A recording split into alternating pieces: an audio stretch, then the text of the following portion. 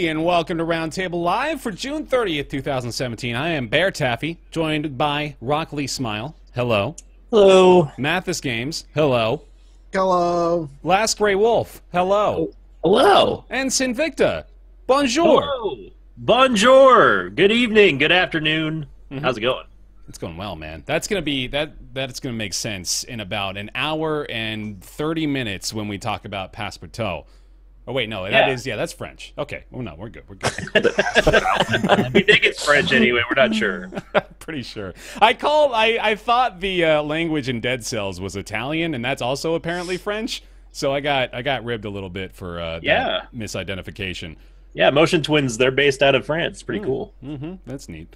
But yeah, anyway, welcome back to the show again, Sinvicta and Last Grey Wolf. Good to have both of y'all here. Thanks for being honorary members of the Roundtable, as always. Appreciate it.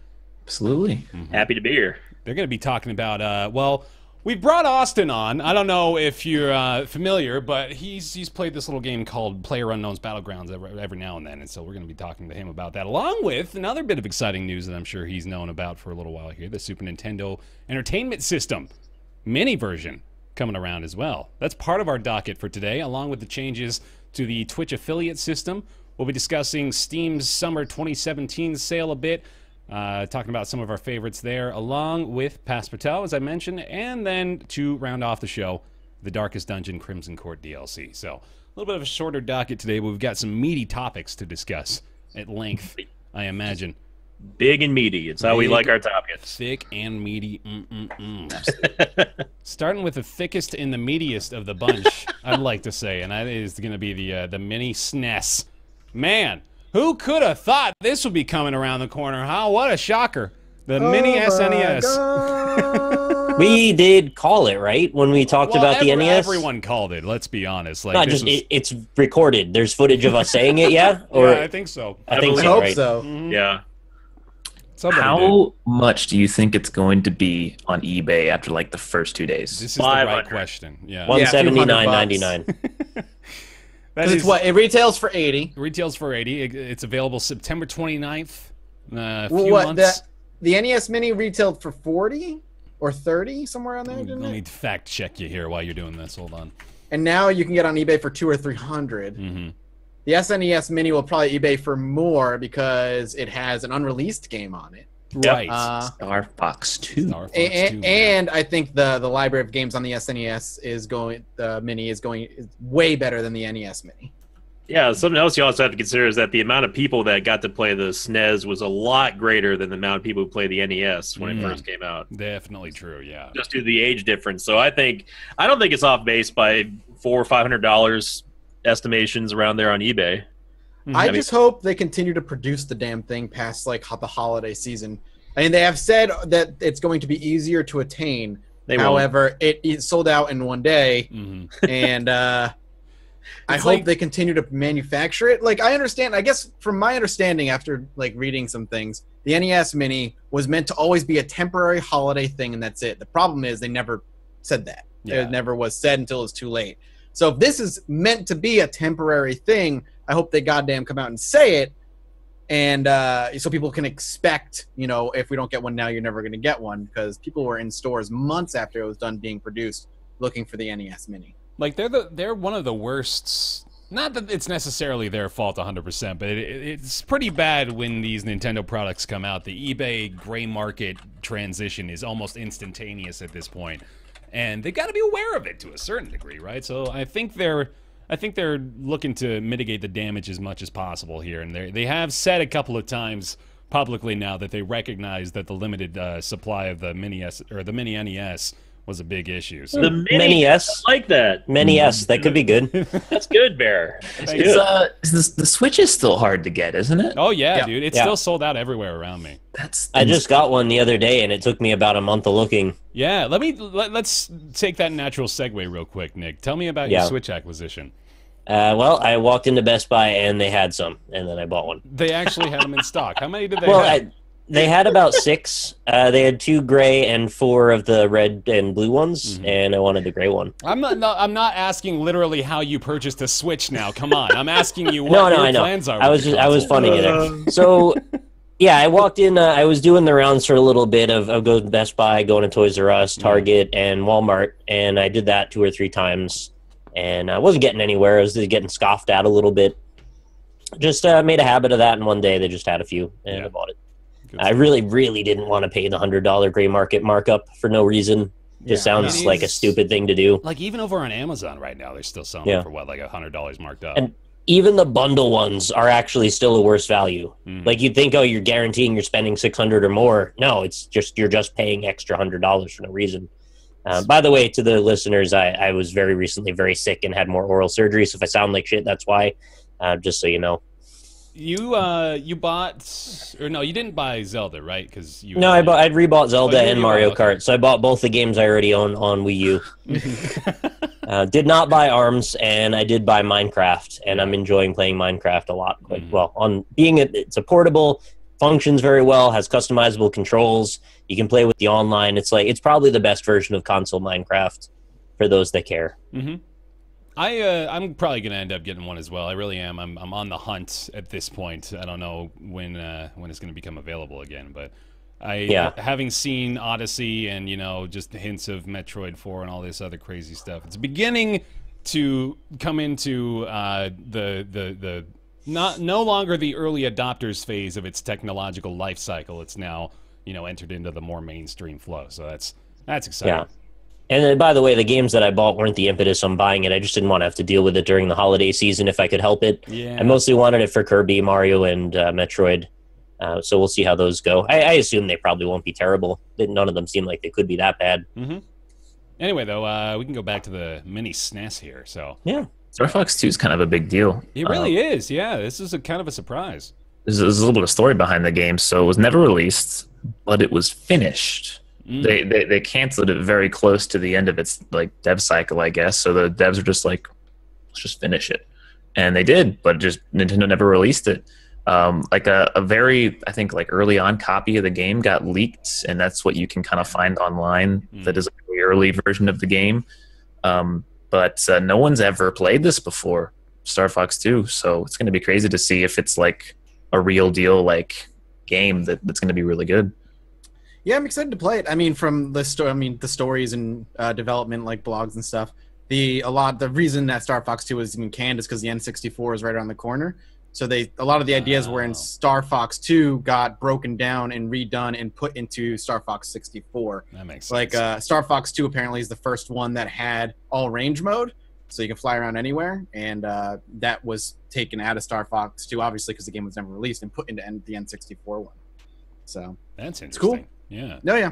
The walker, the R-Wing walker was in Star Fox 2 before we saw it in later Star Foxes and stuff.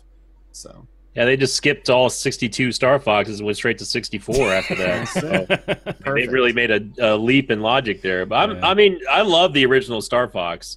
I was never bound to wanting to follow it past the N64 days, but I think it's a pretty neat idea that Nintendo they had enough confidence in the game to say, hey, let's bundle this in a brand new portable console, or at least a ported console of one of our old consoles, and just give it as an exclusive and see what the reaction is. That's a good idea. I mean, you can fault Nintendo for a lot of things, but they at least come up with some pretty good ideas every now and then. Definitely. Yeah, I've been so afraid to show Nintendo content on the actual podcast proper. Oh, yeah. I've been reluctant just to show this image of the website showing the games that are available on the console. I don't know. I think I'm gonna get matched, man. I don't know. I'm a little scared, but man, it's crazy looking at that image. Those are just a list of some of the all-time classics. No kidding, right? It's a who's who of the top 20 games of all time. Well curated list for sure. You got to give them props for that. You got DKC, Donkey Kong Country up there, Mega Man X, Star Fox, of course, to complement Star Fox 2, Castlevania, Yoshi's Island, Earthbound, Secret of Mana, Super Mario RPG, Super Street Fighter Turbo. Damn, dog, that's good. Secret of Mana is going to be so good. They're selling a new version of Street Fighter Turbo for the Switch for $40, and they're including basically the same thing on that. Yeah. I just find that funny. Why is that game so fucking expensive, by the way? It's kind of silly, actually. I didn't even register $40 in my mind. Street Fighter 2. Yeah. Interesting game not on the list, Chrono Trigger. That might be the biggest game that you don't see on that list. Probably licensing issues, right? Because they were selling more on the DS. Well, they were, but they are releasing Super Mario RPG, which is the same company, Square Enix. Maybe they just thought they had too many RPGs. That was Square? Super Mario RPG? Really? Yeah. Wow. Yeah. They also have Final Fantasy 3 on there, which is usually touted as the best. I don't share that sentiment, but I mean, Square's they've got Final Fantasy, and you've also got Secret of Mana. They, including Chrono Trigger, may have possibly bumped off the other two or one of the other two. So I also I do wonder. Speaking of bumping it off, I wonder if they actually had to account for space limitations on this thing or something. Probably not. No? Yeah. I could tell you the whole of the entirety of all the games that are available for SNES. I believe it's less than a gigabyte. I can tell you that with certainty in a moment. That's nice. Which is just incredible, considering how good the games were, how limited they were back then, to still make games that are almost timeless at this point, to work with a fraction of the hard drive space that we have today. No, I could be wrong. It's looking like it's closer to 3. My bad. Still, you can get an SD card for 4 gigs. It's not that expensive. Right. Just saying. Yeah. But yeah, anyway, they got pretty much everything you'd want on this thing. Of course, failed to mention the big ones up top there. You got Link to the Past, Mario Kart, Mario World, F-Zero, Super Metroid. So, it's a really good line. It's like almost every game that I had. When your second list, your second tier list is Donkey Kong Country and Mega Man X. Not even a featured title, right? Yeah, you've got a good list. Definitely. Yeah, it's there's a little room for cynicism here, but otherwise, I don't know. I think mostly just the cynicism is stop selling us emulators for premium price, but that's about it. It's a great lineup. It's going to be available. It'll be about a week before it's hacked, and there'll be a bunch. You can just plug it in and download every other game. And you could just not buy it and run it on your computer if you really want to go that route. True. Come on now. I mean, Nintendo's not stupid. They're they are well aware that you can just emulate. You can even create an emulate box for I think less of the total cost of the actual MIDI SNES, but it speaks to the people who are actually wanting something official, and I'm sort of a sucker for that sort of thing. Yeah, I think people really undersell the value of legitimacy. Exactly. Yeah. Well, another means they have legitimacy is the virtual console, which is another way they can sell you emulated ROMs, and they don't populate that well enough. So, put all that shit on the Switch. Done. This has HDMI ports, right? No, I would assume so. The last one did, yeah. The last one had one HDMI port. Yeah, I'll look it up for you. I'm trying to find out. I don't see anything about it. I'm fairly sure that it actually does, but I'll take a look at it. Because that's obviously another big issue too. Is if you can give me something made by Nintendo that just has an HDMI port and is a Super Nintendo system, that's gonna, especially for someone like me who may be interested in streaming or creating content out of something like that, that eliminates a lot of loopholes I have to go through. They might put a filter on it though, so you should be aware of that. Possibility. If you care, yeah. Yeah. Yeah, it comes with an HDMI cord apparently. Okay, cool. Yeah, I figured. And 2 controllers. Yeah, I can't believe. Well, I guess I can believe that it sold out so quickly. I even went so far as to ask TB.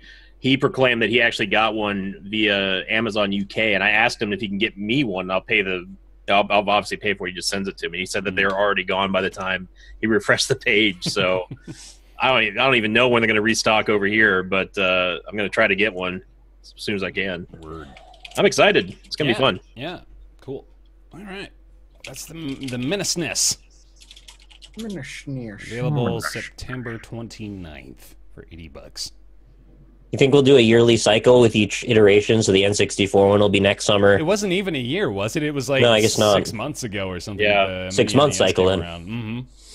It's not going to be too long. I can see him doing it. Mini 64, I mean, why not, right? At this point, fuck it. Yeah. I got to play Mario Kart 64 on that. I want to see a mini GameCube that looks like the size of a Rubik's Cube, and the discs are little, little Playhouse donuts. A little keychain one. You could put it on your keychain and play GameCube games. It's just big enough for the HDMI port on the back. Oh my god, that's you just actually made a prediction. In 2 years, we're gonna come back doing this show still somehow and be like, man, how did you know we were gonna do that, Nick? You guys have seen how small flash memory can be, right? Like the micro SD cards. Yeah, they're like it's literally less than the size of your fingernail, right? So, exactly. Yeah. In the distant future, 2019, the Roundtable Podcast streaming you live from their brainwaves to yours. That's right. Talking about the mini GameCube released today by Nintendo Entertainment. I like that you think we'll all be hooked up to the Matrix at that point. Singularity will have like happened. in 2 years? So far in the future. I mean, It's a fair estimate. I guess. Twitch affiliates have undergone serious changes as of late. In fact, it's kind of tough to tell the difference anymore.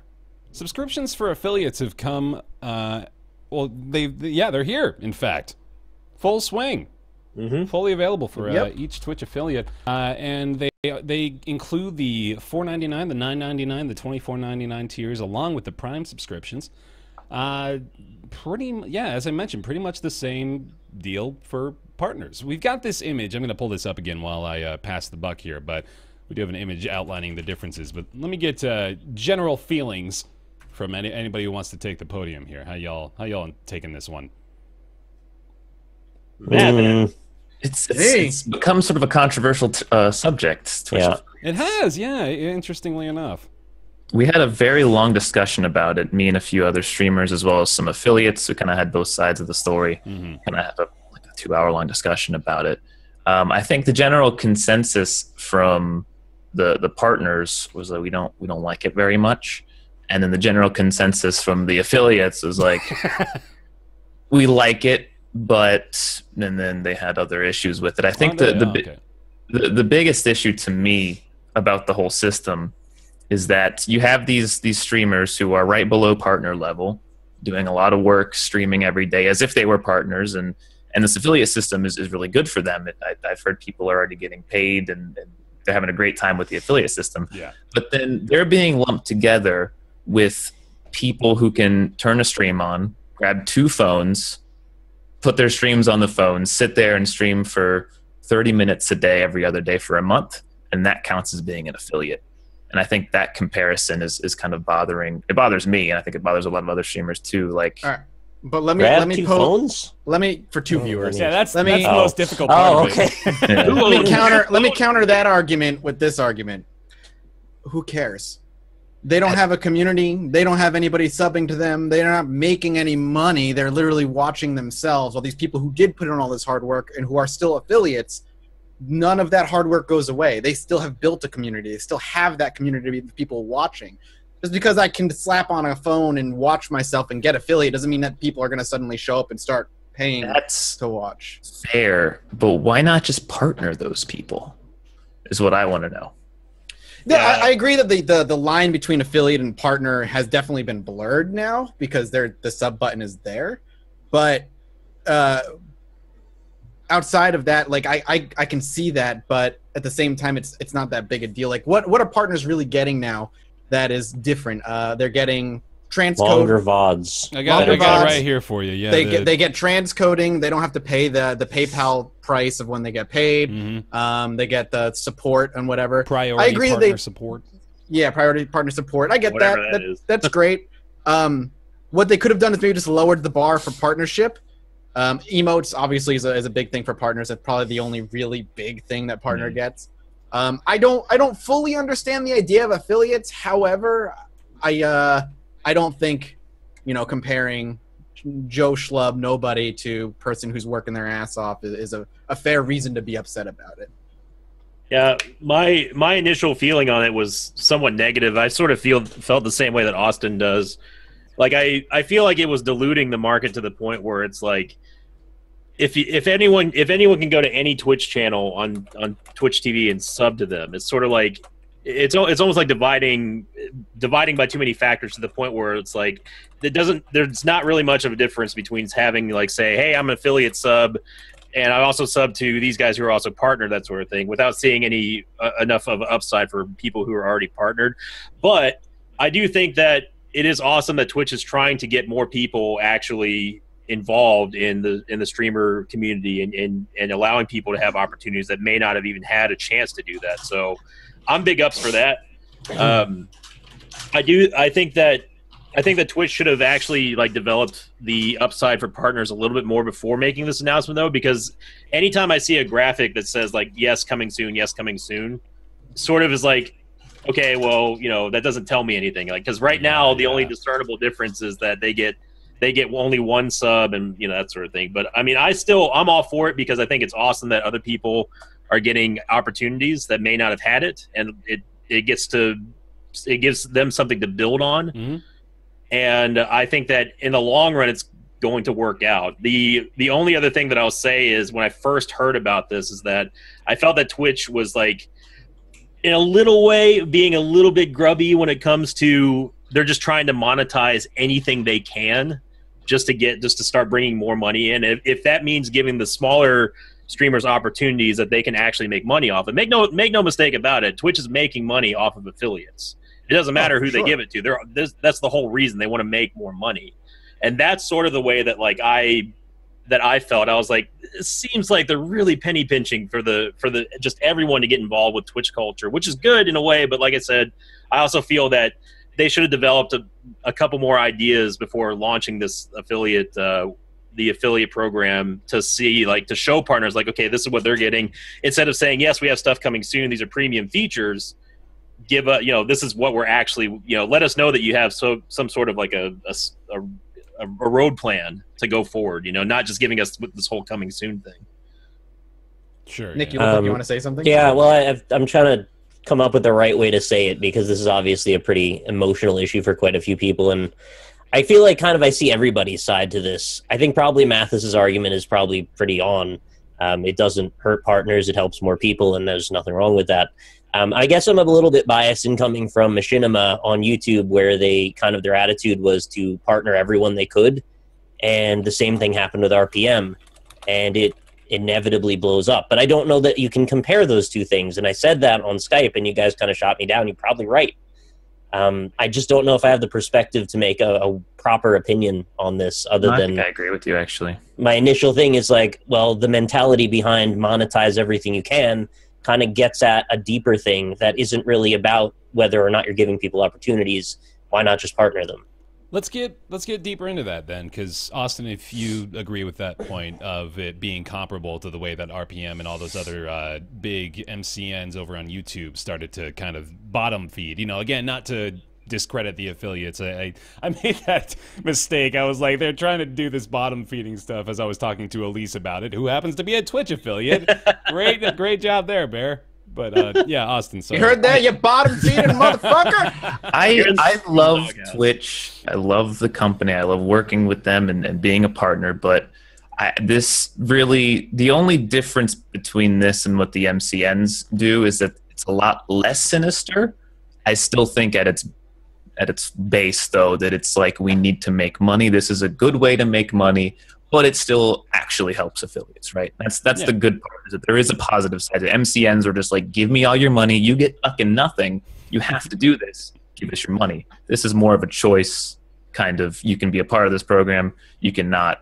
I think the issue comes up and we can't really talk about the specifics, but the issue comes up with the cuts that Twitch receives for bits and subs. If you're a streamer and you're at an affiliate level and your main means of income are donations, you're receiving roughly on average, just say 95% of those donations go to you. If you sign up for the affiliate program and people are now giving you bits and subbing instead of donating, you're actually going to make less money at the start, probably. And I can't say which cuts are, but you can go find them out for yourselves if you have the internet. However, if you're an affiliate, this is your full-time job, you're doing it fucking wrong. You should not be doing Twitch as a full-time job. As an you're affiliate. A fucking affiliate. Yeah, so like you might be making less anyway, money, and well then they're dumb and they're gonna crash. But if you're streaming full time, like the likelihood of you being a partner is like 90% at least. So they might be making less money, but now they have other means of making money. A lot of what Twitch does, I think, is a direct response to how people are going around and making their money otherwise, like Game Wisp. I think a lot of what affiliate exists is because Game Wisp and Patreon and stuff like that exists, and they take their cut as well. Game Wisp, Patreon, they all take a slice of the profits. GameWisp is just like Patreon for gamers, basically, right? It's the same thing. Yeah, I've looked at GameWisp. I'm like, this is like the same thing.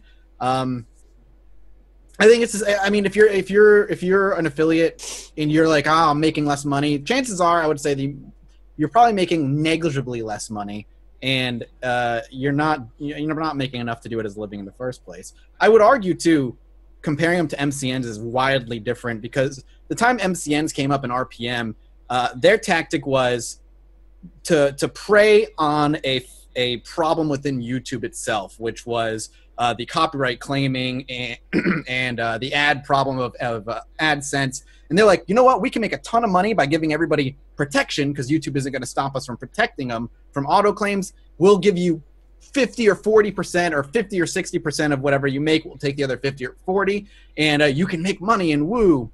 That's not what Twitch is about because there is no copyright claim problem while you're live streaming and stuff. So I don't see the comparison there as far as like opening the floodgates. Yeah. I think that's the main difference is what I was saying is that this isn't like a sinister, like let's abuse a system, but rather let's introduce a system. And I think for the higher, like I said, the very close to partner affiliate tier people, this is perfect for them. Anyone lower than that though is not, I think, going to see anything good from this system. If you can't make the $100 a month, that money just sits with Twitch forever, and you're never going to see a penny of it. Same thing with YouTube though. I sort of argue the point that you can, if you do this, if you stream full time, you're 90% to get a chance to get partnered. I'm not directly trying to challenge you, Mathis, but I know there's many people that I know personally and who follow who have been streaming for literal years. Oh wait, no, hold on. I think you misunderstood his point. He was saying that like of the people who are streaming full time, he assumes that like most of those people are already partnered, not that like the people that try to stream full time, 90% of them will. Okay, then I misunderstood that. Yeah. I was saying, I know people who've been streaming for years. They still can't pull like 5 viewers. We got plenty of examples of those people here, though.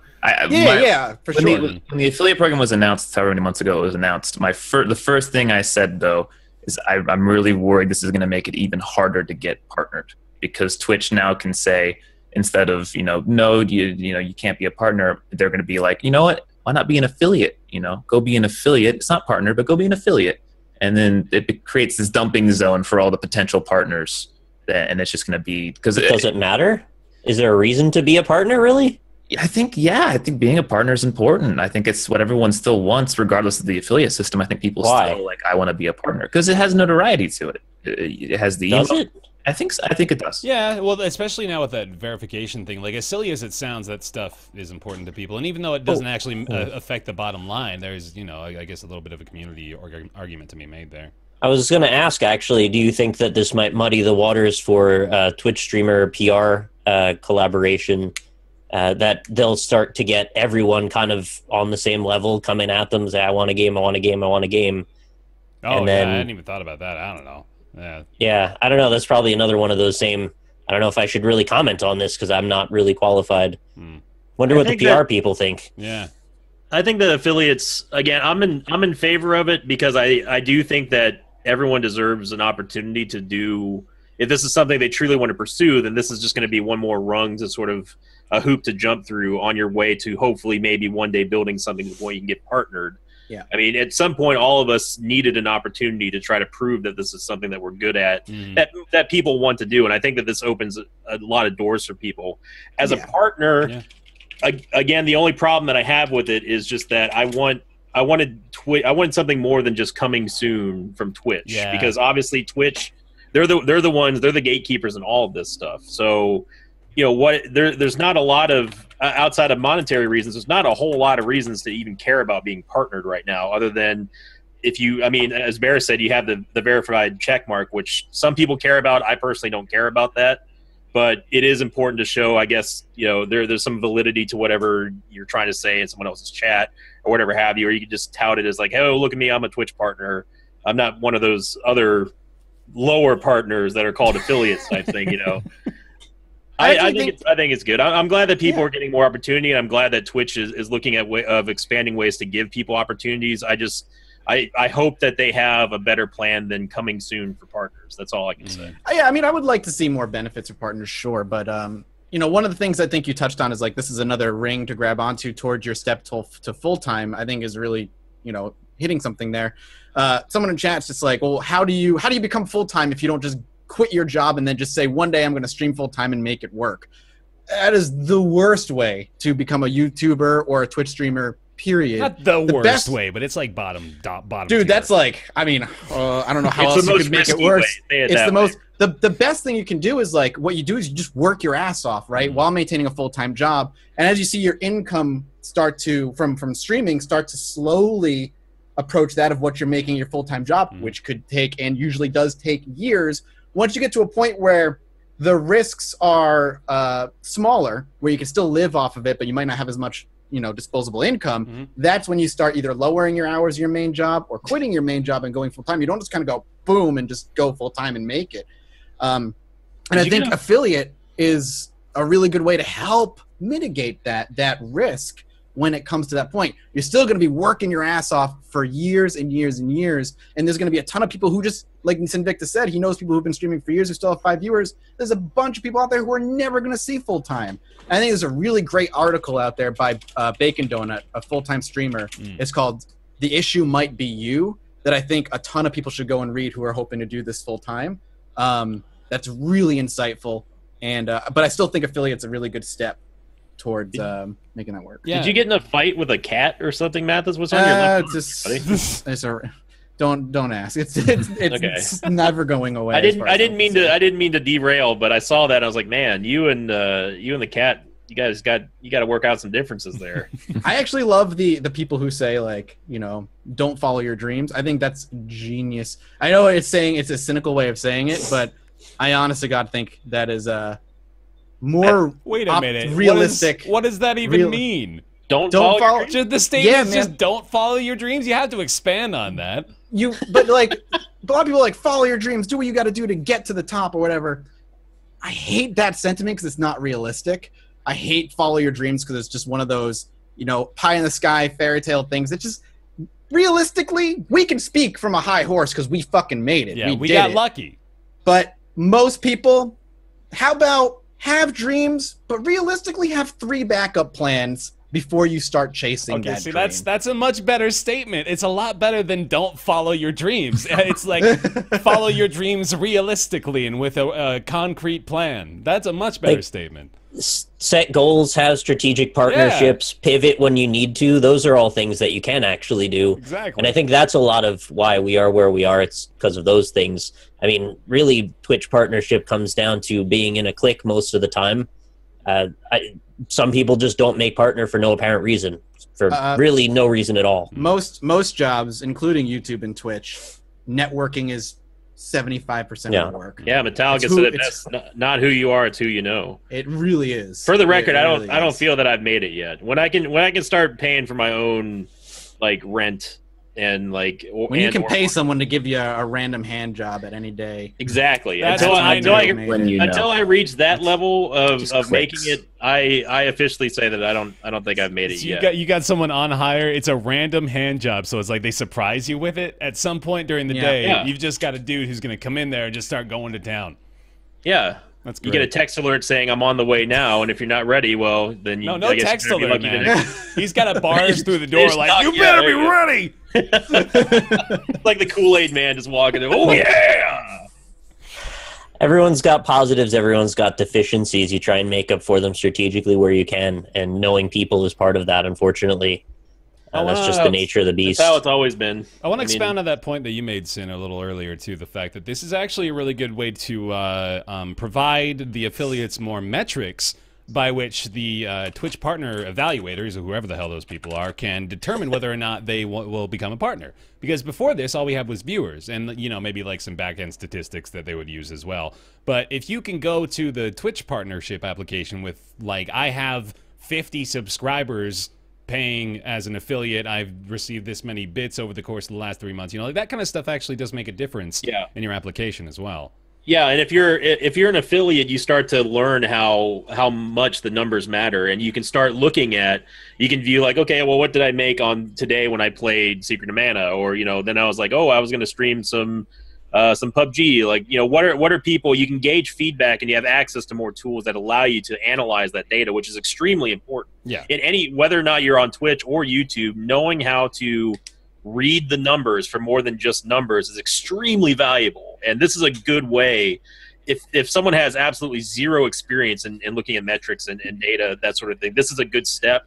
And again, I think that's nothing but good things that Twitch is allowing people to do this, to sort of have this goal, like, okay, I want to be a streamer. Well, now instead of me trying to get to the 7-foot dunk, which is metaphorically being a Twitch partner, right, there's like a trampoline, and there's like a 3-foot dunk that I can really stylize and make something cool and get. I like that really stylized 3-foot dunk. Yeah, I mean, I'm gonna add on to that metaphor. Who can't look cool dunking on 3 foot except maybe Austin, because he's already 7 feet tall.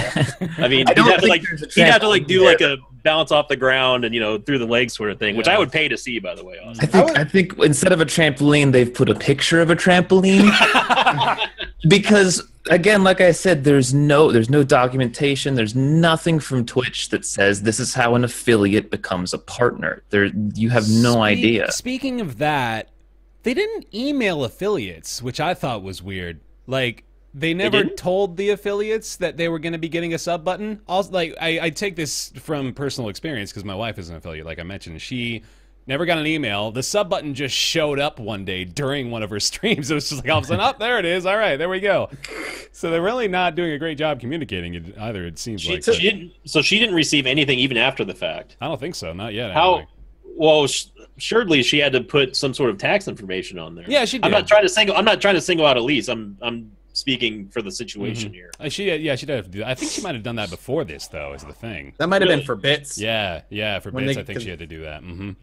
Can I want to interject really quickly. You said there's no documentation from one to the other, and an interesting thing that happened in sort of that midway gap is Streamlabs, which you might know it's a very popular piece of software / group that creates software that allows streamers to display things on their streams, essentially UI components.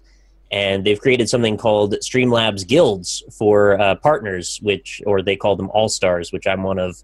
And what guilds are is they allow you to make an apprenticeship slot, or many, and charge per hour to take a streamer under your wing and teach them how to stream and be a streamer and get partnership. No, like that. No. Is this the first you guys have heard about that? I've never heard that. That sounds like a really... Scuzzy. You can not charge for it also. It can be free, but I'm just looking through them right now. I see one is $15, one is $9. Pull somebody in, I'll be like, listen up, lesson 1. Your personality fucking sucks. There's 11 pages of about 50 on each page of those listings. I don't want to get mean here, but what average viewer is 9. Damn. What Matt has just said is kind of something that is really tough to actually do. There are some streamers out there that they need someone to tell them, hey, you're bad. This is not gonna work. You're doing something wrong. But it's really hard to do that. It's read the article by Bacon Donut, and it is called "Maybe the Problem Is You," because that whole article touches on the subjects that nobody really wants to touch on. It's like, maybe you're just not entertaining, like, in any way, and that's the problem.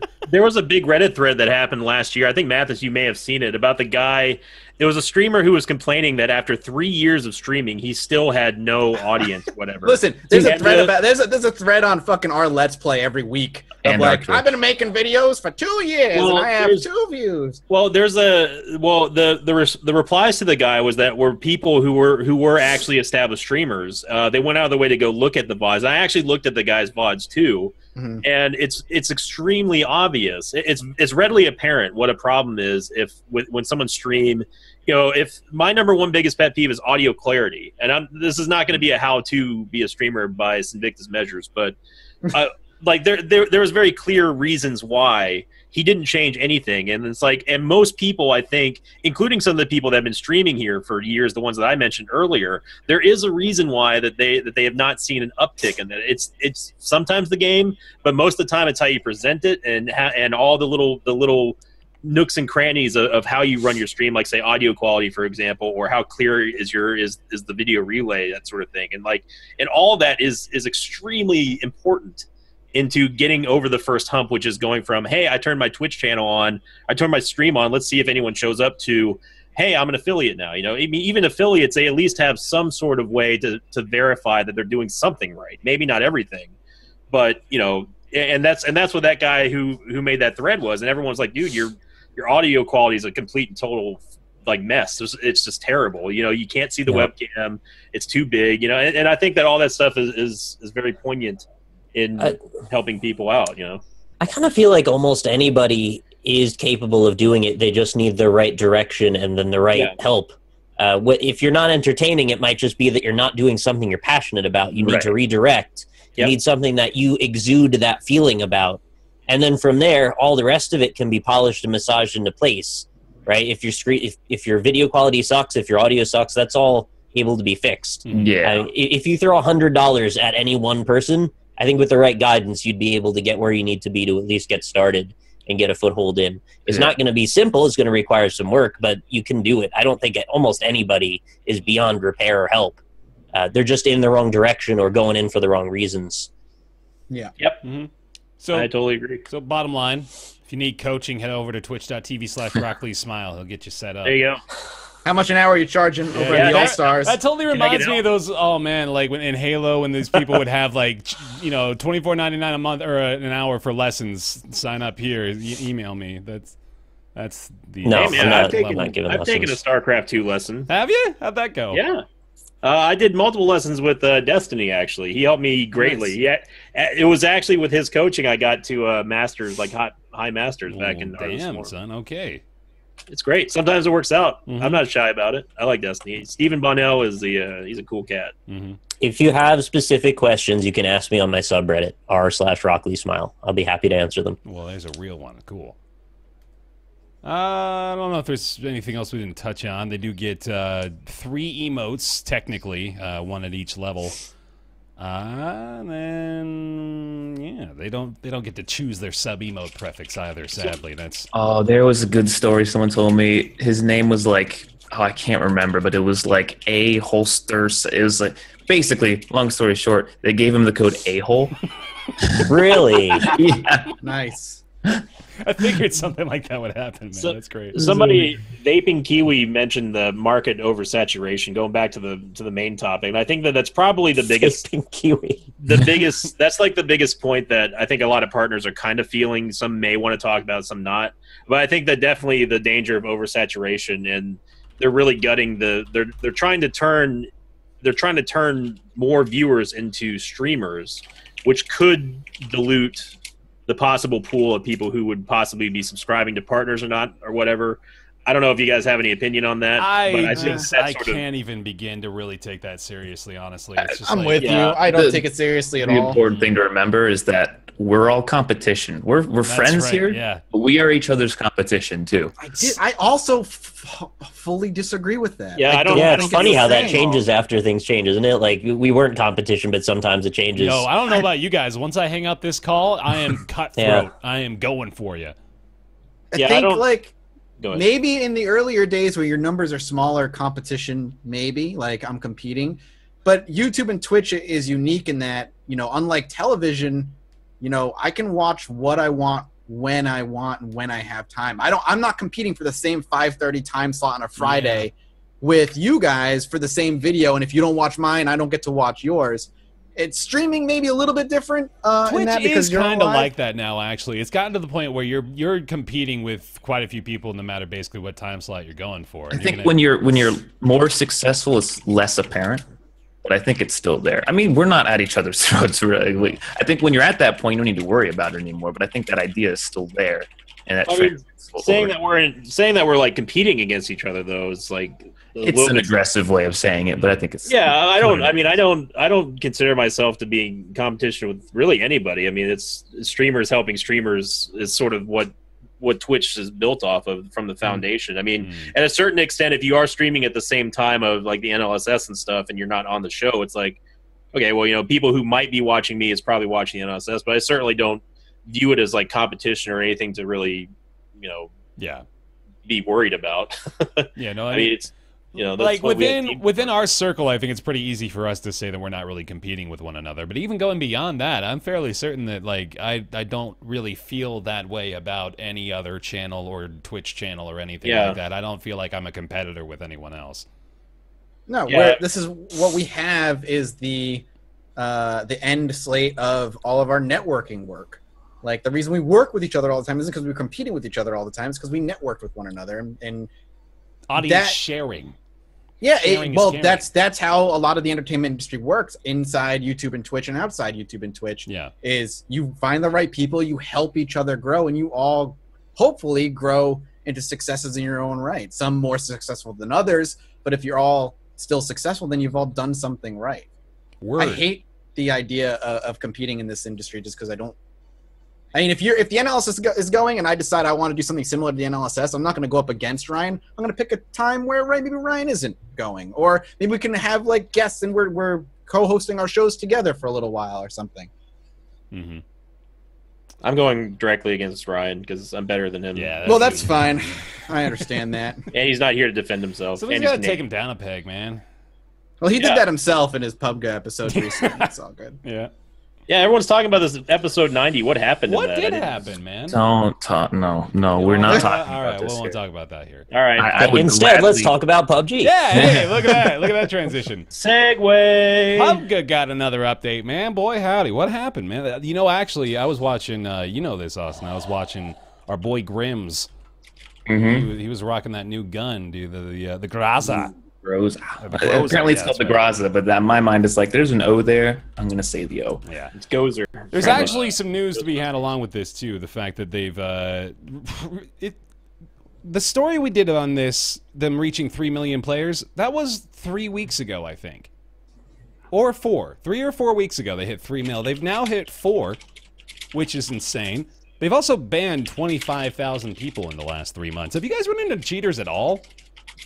Nope. I think once I got... A couple times, but not like 0.01% of games played. If they were cheating, I don't know if they were or not. I've run into some pretty crazy headshots, but the good cheaters are hard to catch. yeah. What I think is actually really interesting that comes out of this story, of the cheating story, is that outside of the fact that they banned some cheaters, I learned through articles is that hit detection and everything is not server-side, it's client-side. Yes. And that's horrifying. I didn't That's know that. terrible. I didn't know that. Yeah. It's client side? That's crazy. It's client-side, and it was all people just like discovered and talking about it. That's a terrible thing, and that needs to be fixed That if it's client-side. That's awful. That is awful. I did Because not I know guess that. somebody said like a couple times they were playing a game in walls for the buildings weren't spawning for them, so they could see into the buildings, and they took a shot through the wall and they hit the guy. So they were shooting the guy through the wall because there was no walls on his client, and it was like it was registering for him. That's what that thing was. There was a great video of a guy who was like shooting at a buggy off in the distance, and then he turned around and turned back, and the guy's model had teleported in front of him, just sitting still in the air. He shot it, and the guy died in the buggy 400 meters away. And it was the funniest thing. It sounds horrible, but it doesn't come into effect that often. That's true. It doesn't happen very often. That's hilarious. I do want to talk about this update because I think this update's actually super important. Absolutely. You know, a lot of the times with these games, you see devs that just don't do anything. There's bugs in the game. The bugs never go away. They come every like 3 months going, we added a new car today to the game. It's very cool. Enjoy it. We're going to fix the game crashing every 3 seconds. So we'll get to it later. What happened with this update is they said a month ago, we're going to spend this entire month fixing the servers. We're going to fix the code on the servers and make the game run better. Update came out 2 days ago or yesterday, and there is a extremely noticeable difference in the servers. That when you spawn in, there's way less lag. The gunfights are way smoother. They said they were going to do it, and they did it. And that doesn't happen very often with these big, you know, like battle royale devs. It's crazy to see that they actually, you can tell they don't care that they've sold 4 million copies. They're not done. They want to make this game great. And they're doing that. They did it last month as well. They said we're going to make the clients run better. everyone's clients saw like FPS increases of like 10, 20, and all the clients just started running better. They do want to make this game better. And I think that this update shows that more than any other. Yeah, no, I believe it. Like that. I mean, having 4 million players probably helps that, right? I think they've got a little bit of incentive behind it there, but yeah, they like every monthly update has made like pretty substantial changes too, and they've got those the new weather settings right as well, which is I'm just a sucker for good old fashioned lens flares, but that's exciting. Nerd. I'm a nerd. There's a nerd. I still get totally obsessed with water physics, man. Yeah, man. Me too. It looks so good. It does. It's getting even better. It's crazy how good it looks these days. Yeah, but that's it. That's mostly it for PUBG. Just my God, 4 million players already. This game is blowing the fuck up. It is a monster. It is. You guys think it might be popular, or I mean, like eventually? Too early to say right now. We'll find out, I guess. Look out for that culling comeback. Did you guys ever talk about on the show how it had like 13 players total? What, the culling? Culling had like on Steam stats like 13 players. Wow. Oh. It is actually dead. That's crazy. We should do a tournament of all the dead asymmetrical games. Well, the next one coming up, SOS. What is Have you that? seen anything about that? It's another 16-player, deathmatch style game where one person is trying to get like this golden idol, and then you're supposed to like call in a helicopter and escape.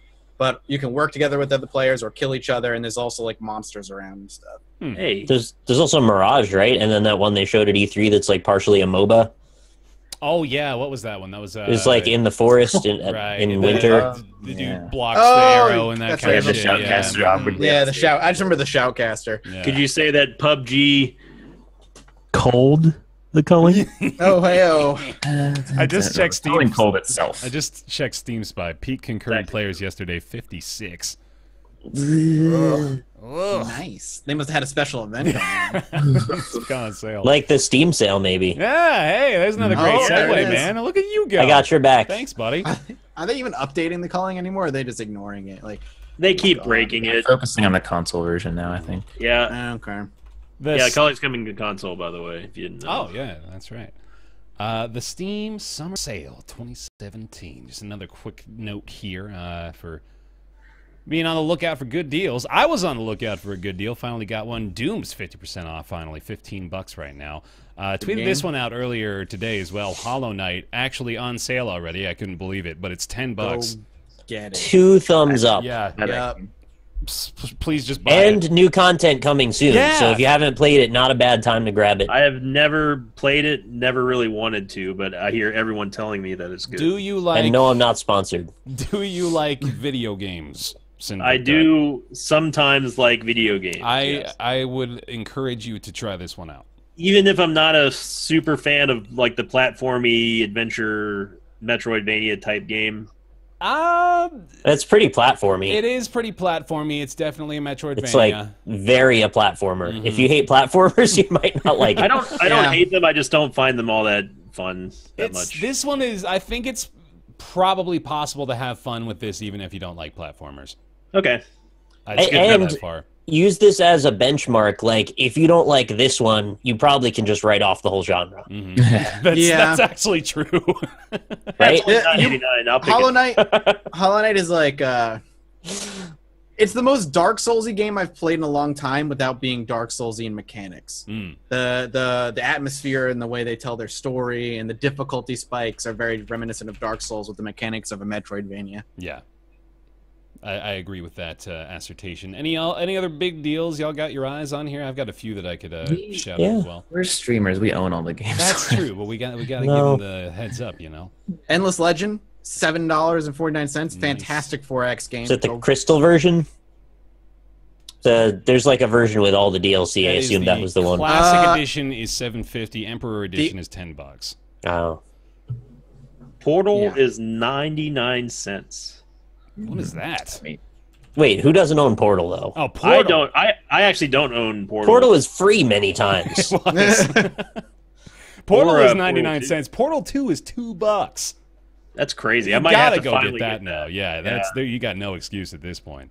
If you somehow missed The Witcher, $25 for the whole Game of the Year, Game of the Year 2014, edition, yeah. 15, Witcher 16, 3, you mean? 17, Yeah, Witcher 3. 18, 2019 Game of the Year. Game of the Year, all years forever. I feel like I just like different video games than you guys do. Well, hit me That's up with good. your deals, man. What do you got? Well, I'm not. I've looked at all the daily deals and stuff for this Steam sale, and I've not really felt compelled to buy any of them. To be honest, it's either because I already own them or they just don't interest me. Sure. You know, like almost everything on Steam is on sale, right? Like, there's got to be some. stuff. Yeah, no, I know. I usually whenever I see a game that I like or I might like, I just simply pick it up. I don't wait for the Steam. The big one that I'm eyeing that I haven't pulled the trigger on yet is Prey. It's $20 off, which is a great deal for how soon it just came out. Yeah, that was like last month or something, wasn't it? Jeez. It's $40, which is really good. Yeah. But I just don't know, do I want it that badly when I have 2,000 other games I haven't played? Also, Elite Dangerous is half off. Yep. But I didn't realize they partitioned the content, so there's like landing on planets is another $15 or something. That's the Horizons pack? Horizons. Yes, that's right. Horizons DLC. Like, I really want it, but I don't know if I want to get locked into the I want to buy all of it stuff, so I might just not buy it all. But I want to play it in VR. You probably won't regret it, Nick. Even without the Horizons thing? I can still say with 100% confidence that the experience I had playing Elite Dangerous with the HOTAS equipment in VR was like far and away the best gaming experience I've ever had still. Like, I have no HOTAS. I only have an Oculus. Oculus plus keyboard and mouse is probably still pretty damn good. And touch. Does it work with touch? Oh, I don't think it would work with touch. I think you'd probably have keyboard and mouse. Yeah, that's a shame. It's too complex. There's way too many commands. I definitely would recommend, if anyone was interested in Shadow of Mordor, the Game of the Year edition is on sale for $4. That is what? Unbelievable. That's not a bad deal at all. Absurd, yeah. Because that game was absolutely incredible. One of the few semi-open world-ish action RPG games that I've latched onto and absolutely loved. Oh my god, that's Game of the Year edition. $4. That is absolutely worth it. It's not getting cheaper than that, unless it's just a freebie. No, that is absolutely worth it. The Witness is half off. If you missed that one. And you also missed the Humble Bundle where it was free. This is your next best chance.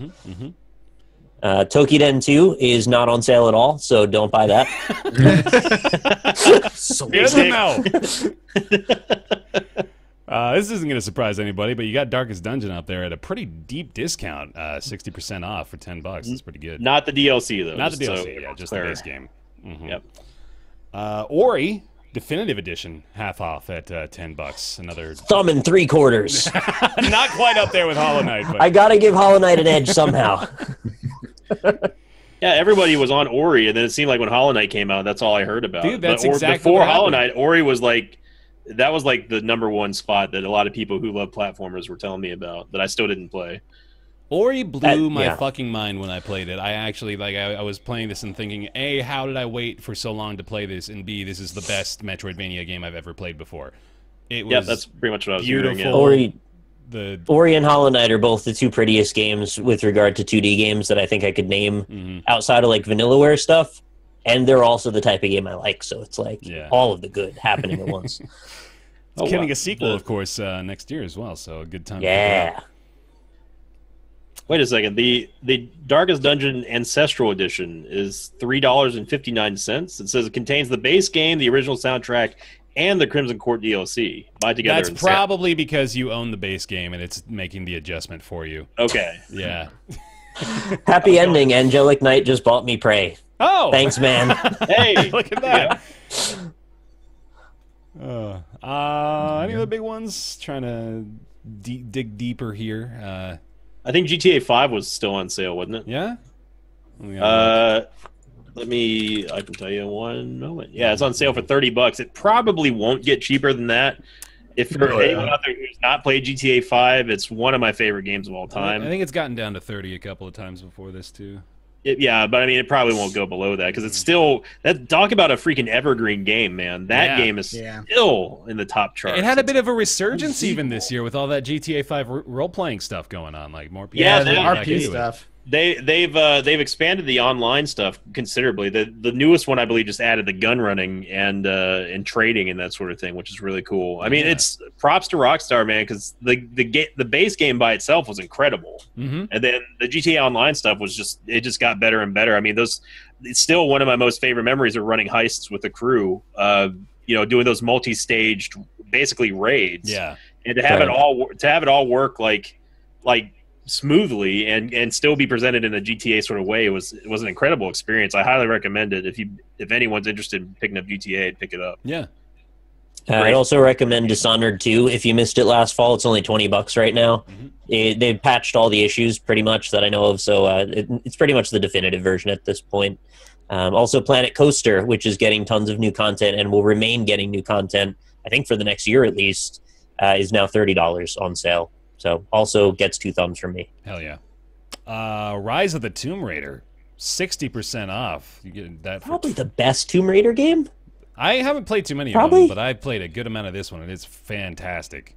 It's really good. Yeah, easy recommendation for that one. $24. Let's see here. I thought I had another one. Dark. You okay, Mattis? How you doing? Hey, how's it going, everybody? Checking in on you, man. Cool. I'm disappointed that Siege didn't go on sale. Oh, Rainbow Six. You're right. Yeah. Dragon's Dogma Dark Arisen. That's pretty cheap. Dragon's Dogma. I tried to get into it. I couldn't really get all the way. I liked it a lot. Hey, Total War Warhammer's on sale for $20. That's a damn good offer as well. Dragon's Dogma, 60% off for $12. Someone said Spelunky was $2. I think that's actually a crime if you buy the game for that low. You have to report yourself to the authorities if you do. You have to pay the full price for that game because it's worth it. Same with Terraria being $5. You should own Terraria by now, but really, $5 for what, 200 hours of gameplay or more? People are saying Siege is actually on sale. Oh, really? I'm not seeing that. I am. Oh, yeah, I am. Well, the starter edition is. The starter edition's $15. The base game is actually 40% off for $24. If you missed Resident Evil 7, that's $35.99 right now. I'd say that's worth it for sure. If you missed Final Fantasy 8, that's Wonder if Evolve $5.99 right now. Is on sale. Evolve Stage 2. No, still free. Being sassy. It's still free. Yeah. I want to go back to I'm serious though. Final Fantasy 8 is on sale on Steam for $6. Okay. I do want to go back to Spelunky being 85% off because you got to buy that if you don't have it already. You got to go ahead and spend it. Wait for it to go back on full price. That's not okay. I sucked at Spelunky. Yeah, play more. Congrats to everyone who's good. Yeah, I do need to play more actually. Sonic Games Collection is $112 normally, $28 right now. The Sonic franchise or no, the whole games collection? Yeah, it's got Sonic Generations, which I think itself has a ton of games in it, or unless I'm misremembering. Lost World, Spinball, Sonics 1 through 4, Sonic CD, Sonic Adventure 2, and Battle, Sonic 3D Blast. It's like all of them. I own all of these. I didn't even know. $28. I own all these. I must have bought this before. First world Steam problems, Bear. Yeah. No, they do actually discount them. Oh, that's why it's so cheap for me, because I own a bunch of these. My bad. I just gave you the wrong price. Yeah, you just did what I did with Darkest Dungeon. I'm sorry. I forgot they adjust the value of the bundle when you own them. Sorry. The surprise upon damn you, seeing Valve. this. I'm missing it's Sonic probably Lost 50. World. I don't know why I don't have Sonic Lost World. I got to get that one. Well, Sonic Racing is $5. Nice. Not Sonic and All-Stars Transformed Racing. No, that one, yeah. Sonic's All-Stars Racing Transformed. I'm about to deviate the conversation to more depressing subject matter. For a second. All right. But the trailer for Jumanji: Welcome to the Jungle dropped. Whoa. What? And whoa. Hold on. It's real bad looking. No. So it's not a board game. So what happens is these 4 kids are playing a video game. Wait, give me that name again. It's Jumanji: Welcome to the Jungle. Of course. Why is it called that? And they get sucked into the video game, into like this virtual world that they're going to now play in, and they're not even themselves. So the kid that gets sucked into the video game, he becomes The Rock in the video game. And like you become these other people. Oh, it looks so bad. It looks so bad. I think The Rock just wanted to do another movie with Kevin Hart. That's true. So it's not even the kids with this guy who's been trapped in this game for years. It is just they become these people. That's amazing. Oh, it looks so terrible. I'll link it in chat for that. But well, there you go, everybody. There goes some more of our childhood, I guess. Thanks, Mathis. No Thanks, problem. Mathis. Yeah, at one point in the trailer, he's like, the guy, The Rock is looking at his own muscle. He's like, what's this? And he's like poking his own muscle. They somehow made a Fast and the Furious jungle style. Looks like. I'm watching the trailer now, and it's like, yeah, it's just Fast and the Furious, except Should I in the just jungle. load up the Jumanji trailer? This is a new segment we're doing on the show today. Where we're gonna Load up a movie trailer. No, this is the perfect. Hey, stop that. Oh, you're right. You're No, right. stop that trailer from existing. Yeah, it's a stop that. We gotta Yeah. bring the new segment back. This is our new segment that reoccurs every time we remember it exists. It's called Stop That.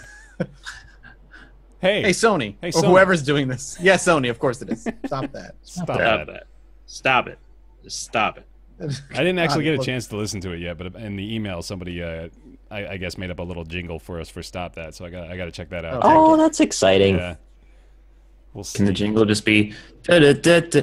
Stop that? Stay very calm. And that's it. That's the end. Oh man, I just got the urge to bring this back up for some reason. But you remember Our Darker Purpose? Oh, Yes. yeah.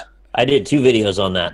Oh yeah, that was during the heyday of like Isaac likes Yeah. are Yeah, so what's gonna be the We so need a new? next Isaac. Mhm. What's it gonna be?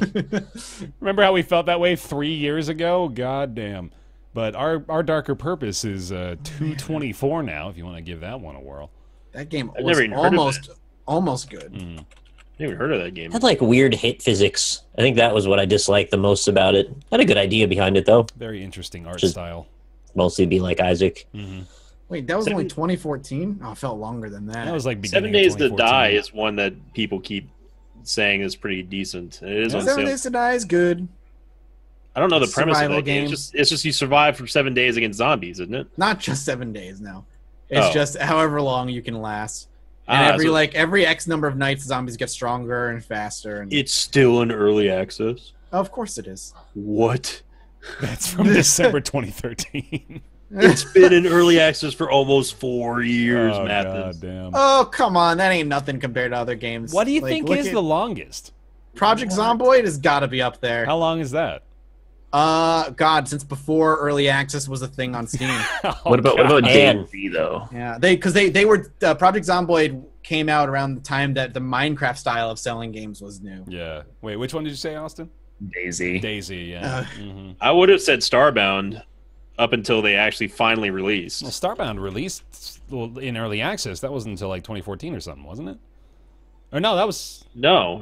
They were in development for 3 years before they finally went to version 1.0. Yeah. It was a long time. It's a long, long time. I have a list of games that I occasionally update on Twitter. One of them is Anne. Actually, that wasn't on the list last time, but did anybody remember? That's been at every PAX we've been to. ANNE. It's like a Metroidvania game, 2D. And I've been following that since I think about 2012. That and Delver's Drop, which is also still not out. oh man, yeah. Didn't Delver's Drop get canned?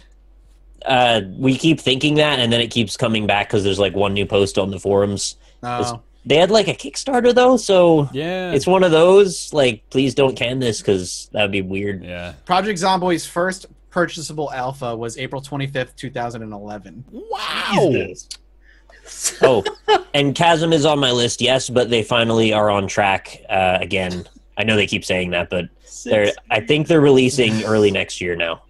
I think Zomboid wins. That's Good God. That's insane.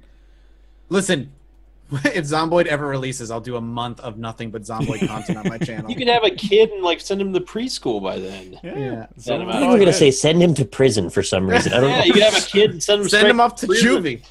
Someone in They chat gotten mentioned out already. Cube World. Oh, You Cube remember World, that's World? right. You guys notice how Wally showed up like 3 or 4 weeks ago after like 2 years of silence again and be like, Yep. hey, we had this new weather effect added into the game. Sick. You He can just, raid. yeah. He just stopped talking. that He guy. stopped, but the way he comes back is hilarious because he comes back as if he had never missed a beat, and he's like, Oh, he's game He's today. completely shitposting by now. It has to be. It's hilarious. No, he's self-aware. He's got to be self-aware. That's great. That game came out and made a splash like for a week. Cube World's great, man. I played that non-stop for a while there. It's one of those games with the word potential just like slapped onto it. Unfortunately. Yep. Cube World was fantastic. You got Overcooked for half off here. It's a good deal, $8.50. Great co-op experience. I recommend it. I'm going to see what's going on with Cube World right now. Do it. No Man's Sky, 60% off.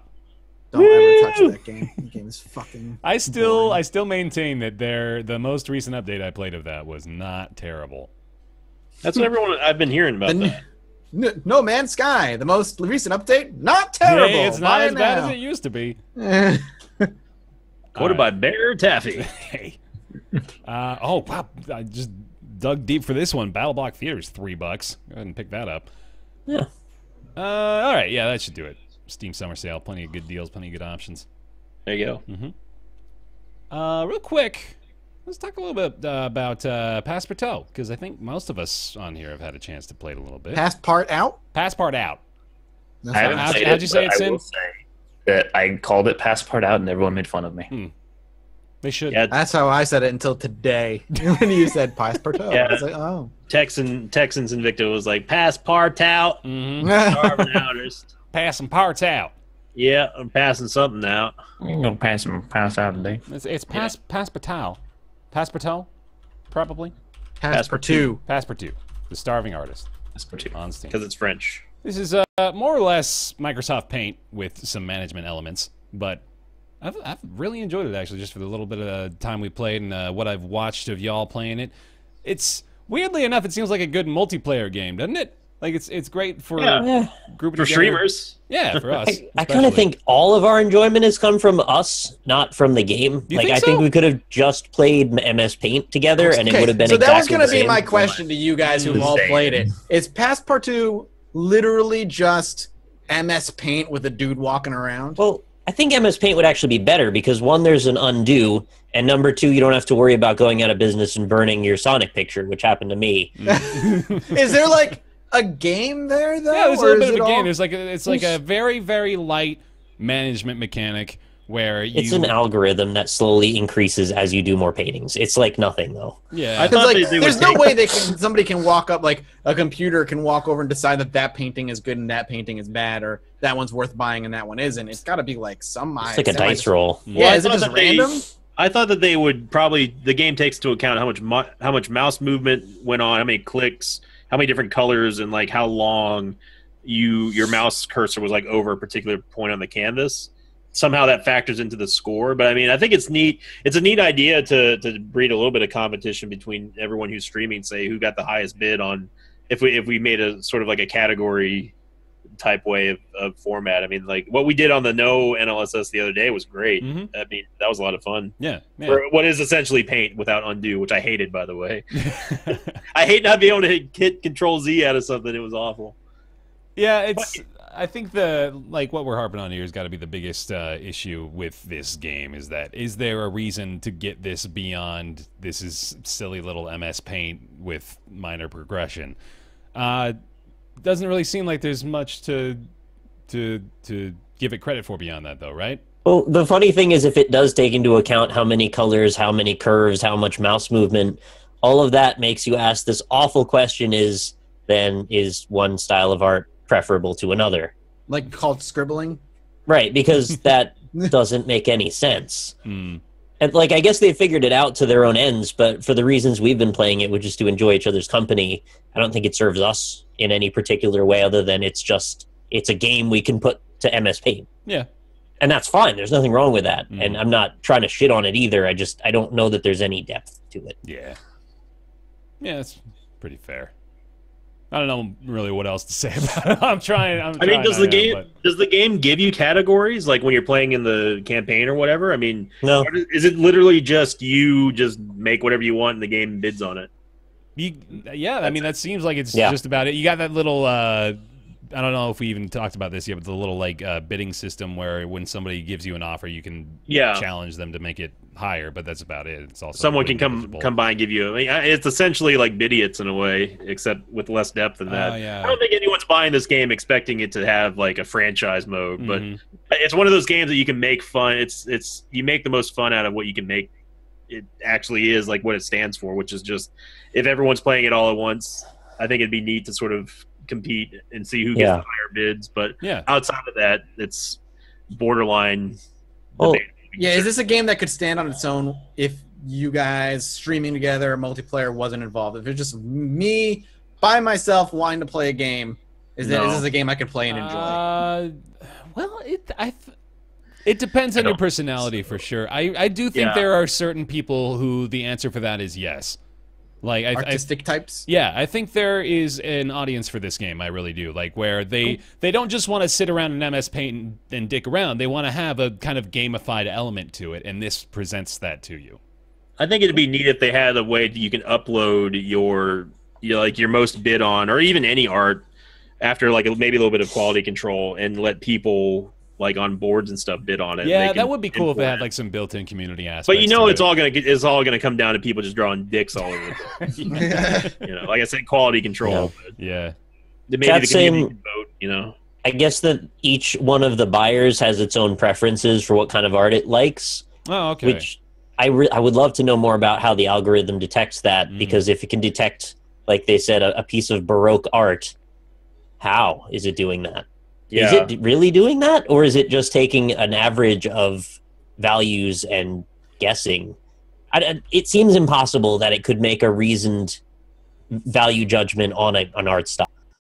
It'd be really neat if it had a Domina-type Twitch interaction where people who also own the game could bid actual bits on stuff, and then they would get the only copy of that drawing, but they could import it into their gallery. I think that would be interesting. That would be interesting, yeah. Yeah, because I mean, if you think about it, unless you're making duplicates of the same piece of work, if you go out to an art gallery and buy something, that's the only copy of it. It's yours. If you take it from a starving artist, it's as in the title. I think that would be pretty. But the technology behind that is probably pretty intense. I'd imagine so.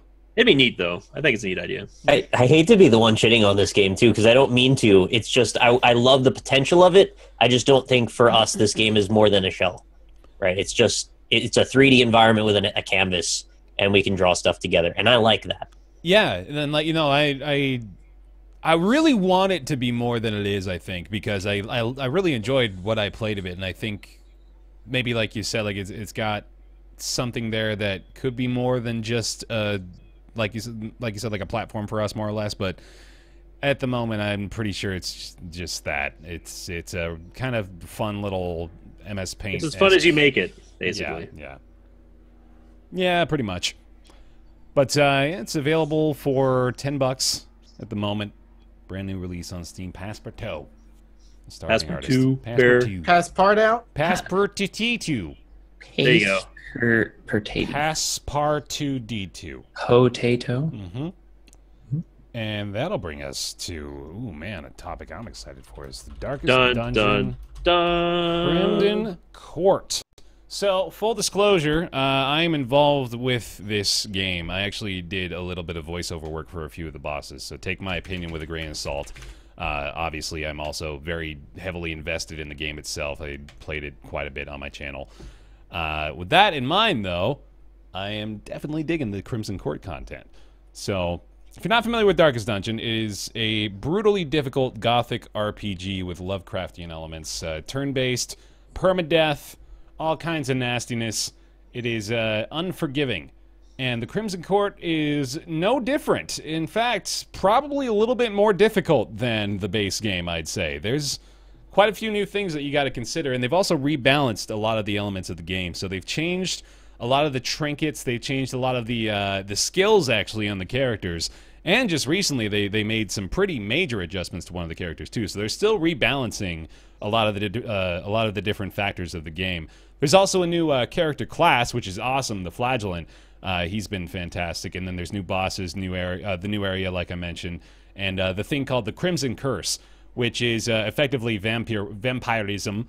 And so Rob would love this game. Yeah, I really think he would, actually. Like, that aside, he would probably really like it. I hate the curse so much. It's tough, man. Yeah, talk about it a little bit. Well, my take on it is just that I hate that it introduces this new element of one more resource that we have to juggle, and they recently just hotfixed it to now it only stacks to 6, making it to where you can't exactly go on prolonged expeditions that you don't have enough blood to, like especially if you have all 4 of your members cursed. Yeah. I dislike it because it doesn't bring you enough.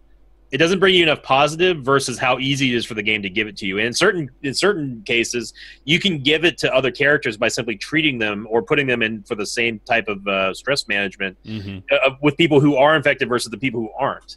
So there's not. I really don't see an upside. I mean, yeah, if you get them bloodlusting, they get a 25% damage boost or whatever. But to me, it's not worth it considering that they always bark out stress whenever they don't have blood or the craving, and it's just And they can damage their teammates. I hate that. It's just not worth it. I feel like it's just not worth it. The positives of the curse are severely outweighed by the negatives to the point where when we get back from a mission, I let go of everybody who's cursed. Wow. I just let them go.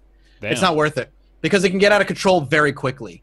And if you have one person in ability, say you have 4 people who need stress management and one of them's cursed, now you're knocking out, like, why risk filling that building with people who are not cursed with the one person who's cursed and possibly spreading it? Just cut them loose and move on. It mitigates all of the risk by just letting them go. I think they really need to tweak the curse to have a reason to keep them around because, like Sinvicta said, the barking out of stress, the constant like debuffs before you give them the blood where they're buffed, hurting other team members. This is not a good enough reason to just cut them loose. On top of that, if you get unlucky like I am, you just simply have people die for something that is very incidental, or it's extremely easy for the game to give you the curse. You run into one of the mosquitoes or into one of the supplicants, and then that's just it. They hit you, and you hope that your disease resist is high enough. And who the hell stacks disease resist in the game? Not me. And I played the game through 4 or 5 times now. You know. On top of the fact, out of all the negatives, also you have the what is it? Heretic. What is his name? Fanatic. Yeah. The Fanatic. The guy you voice. He's also a huge negative. Is like because he's gonna chase you down at a certain point of the game. Yeah. He's gonna stalk your party. You're like, I don't want to fucking deal with that shit.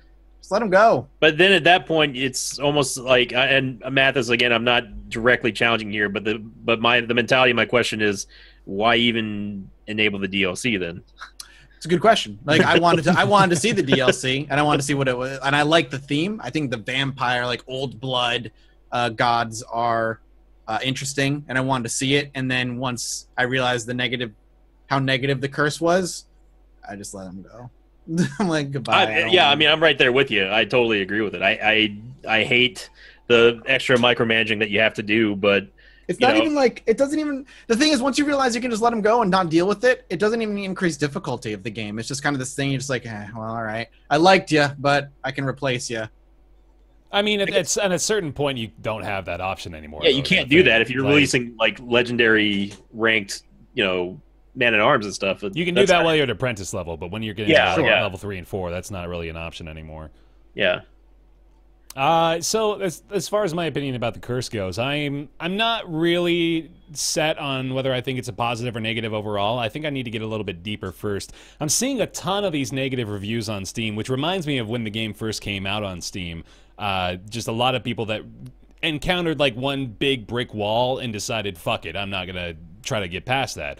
And Darkest Dungeon, you kind of just have to do that. Like, I'm not really trying to defend the game here. This is actually a point that I know a lot of people bring up when they discuss why they don't like it.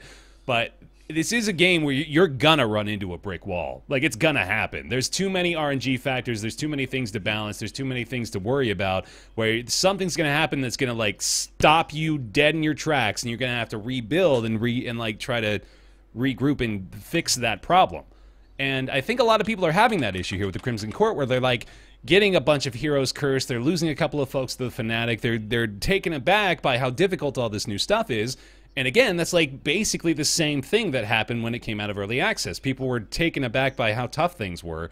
I think it's going to take a little while for people to become more familiar with the new content, become more acclimated to the use of the curse. Not that it's necessarily even well balanced at the moment. I do still feel like they could change a few things. Like, I don't think Did you say they hot fixed it so you can only stack 6 blood in your inventory at a time? Yeah, the latest hot fix before the Jester rebuff was the stacks of the blood went down from 8 to 6. And well, you could stack it to 12 before too. Or 12. Yeah, it went from 12 to 6. They basically cut it in half. Yeah, and I think the reason why they did that was because people were taking prolonged excursions into farming the Crimson Court, and blood just was sort of just like, okay, well, it's taking up our inventory, but at least I know I'll never ever run out. Now that you can only stack to 6, whether or not they're going to tweak how often what the cooldown is on going from like passive to craving is, but it's just they're trying to make it to where it's not just an afterthought, which is what it kind of was, but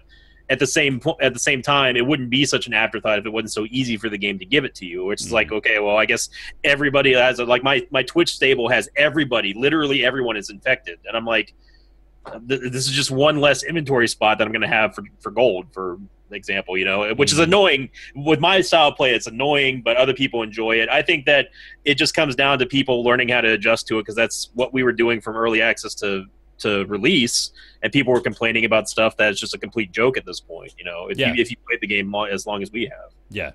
Yeah, and like we should mention too, I think you and I have pretty unique perspectives, given that we both have multiple hundreds of hours in the game, so it's probably going to come from a different place. But it's I agree in that I think it's just going to be an issue of people figuring out how to really deal with these new problems. The Flagellant, I do want to say is just fucking outstanding. He not only is he like super close to being overpowered right now, he's also just like he's tons of fun. He's awesome. He adds a whole new dynamic to a whole bunch of different party formations that didn't exist before, and I really enjoy that. Bear, you have the same mentality I do when it comes to, I'm not going to say it's OP, which is what everybody wants me to say. Which is the truth, but he's very strong. Yes. He's very, very strong. If Red Hook is listening, he's fine. For everybody else, he's OP as fuck. It's awesome. And Chris, I know you're listening. Leave my jesters alone, all right? You saw what happened, though. I'm teasing him. Yeah. But to go back to the Flagellant, I mean, I'm glad that there's another class other than the Jester that can directly remove stress. Yeah, I definitely agree that because people were like, well, why not just give him a way to reduce his own stress? That would be the antithesis of being broken, because then he would not have any downside. He kind of already has that too with the camping skill, which is ridiculous. Right, but the downside is that he cannot do the more stress he takes, unless you have either a Houndmaster or a Jester or someone who has a really high crit rate of healing. He cannot, or I guess a Crusader as well. He cannot reduce his stress, period. And he also can't go in for treatment, which is something that some people they don't understand either. You can't put him into the cloister or into the tavern or anything like that.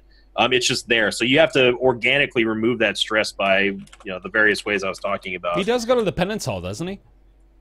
Yeah, that's the only place that they're allowed to go to, unless if you get what's the negative quirk that disallows you from going to the penance? Oh yeah, no, I don't self-flagellation. Yeah. Mm-hmm. But, I mean, it's a very good class. I'm glad that we're finally introducing heals over time, and the fact that those can crit, hey, bigs up for that. Thanks, Tyler. Thanks, Chris. I appreciate that. Mathis, any other factors? Other than that, I mean, I'm really enjoying it. I agree with you that I think the Flagellant is OP as hell, but I'm enjoying that he's OP as hell right now. I'm also coming from a different perspective where I played the game right after it came out of early access and then never played it up until now. So there's a lot of the game that's tons new of to it me. Has changed since then too. Yeah, so I'm experiencing a wildly different game with different buildings, like these districts and heroes that I've never seen before. So I'm having a lot of fun just kind of discovering the game. I haven't played Darkest Dungeon. That's fine. You should. That's fine, you should, Austin. I think you'd really like it. I think you'd really enjoy it. It's good. I've played it. It's too hard for me. I appreciate it, though. I like it. Just don't want to play it. It's tough, man. It is like this DLC is kicking my ass around. Just the fucking crocodile guy at the start. Oh, fuck that guy. He kicks my ass. I had so much fun talking to Mathis about the crocodilian. I got killed. I got 2 party wipes on that thing because I didn't understand. Dude, that sucks. Understand what the hell his deal was. He kept healing. He kept crit healing, and I'm like, what the fuck? Bear, were you aware? Oh, sorry. Go ahead, Mathis. No, I was saying the way I beat him. Eventually, I brought him a bunch of level 0s, and the only people left were the leper and the Flagellant, and I just stacked bleed on him until bleed killed him. Hell yeah. There you go. Bear, were you aware of the Jester change, the nerf earlier today? I knew about the debuff. Yeah, I didn't know about the hotfix today though. Yeah, so people were wondering what the changes to the Jester were, and basically they made it to where Finale can't crit. You can only use it once per battle. You can only use solo twice per battle, but that would give a stacking buff to Finale's damage that would stack up to, I believe, a total of 5 times. It was like 150% total extra damage. It was like every other skill, right? Yeah, Dirk Stab is the same way. Dirk Stab, Battle Ballad, Inspiring Tune, and Solo all led towards Finale's, damage buff. But the problem was that they were implementing it to where it would max out on 7 rounds. Now, outside of people who are memeing or on a particular boss fight, I think I could be forgiven for saying that I don't think unless something goes catastrophically wrong, the usual battle is not going to last more than 4 rounds, usually. Yeah. So getting the Jester to the point where you could get maximum viability at Finale in 7 rounds was just laughable. Yeah. For a lot of people. So and Red Hook, I commend all of them over there for listening to the feedback, and they're quickly adjusting things, which is something that I was going to say. Like, I feel like a lot of people were jumping the gun on the sort of knee-jerk reaction that Red Hook took, which in a way I do think that they did swing a pretty heavy adjustment hammer on this. Yeah, I mean that is a pretty big change to make. Yeah, I mean because you're completely gutting the class at that point. It's just a bleeder and a stress healer at that point. Yeah. And Finale dunks are out the window. But I was also going to say before today's hotfix, because they have hotfixed this, they reverted some of the changes. But before that, I was going to tell everyone, what's nice about the DLC is that Red Hook is they're paying particularly close attention to balancing issues, and they have it. The tools are in place for them to adjust anything that they need to. So before everyone gets freaked out about Finale dunks just going the way of the dodo, maybe let it rest for a second or two. But I do agree that was heavy-handed. So what they've done now is they've reverted some of the changes to where Finale can crit at a very reduced level. The solo, I believe that the solo changes, and I don't know if this is actually in the official patch notes yet, but a lot of the changes for solo, for Dirk Stab, all that stuff has been sort of reverted.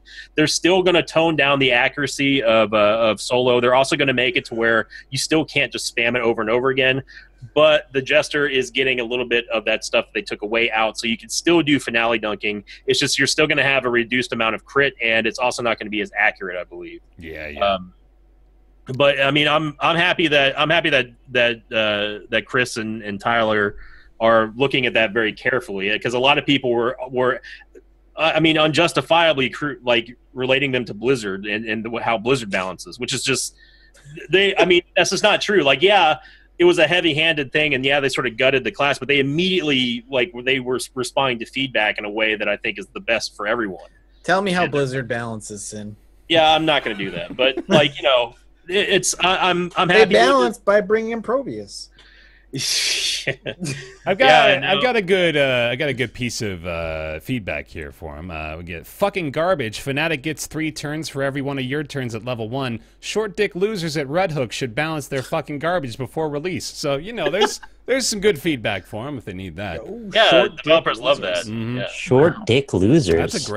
That'll cut them deep. Sounds like a YouTube comment on one of my videos. It's a little aggressive. That is kind of aggressive. Okay, so really quickly, Yes. Really quickly, I've got the actual hotfix. Finale, the base damage bonus is 50%. Crit chance has been restored, though still lower than previous incarnations. And then Tyler released a statement on Steam, which I'll link to Bear if he wants to link it to Twitch chat. I cannot do that. Okay, well, I will link it to Twitch chat then. Thank you.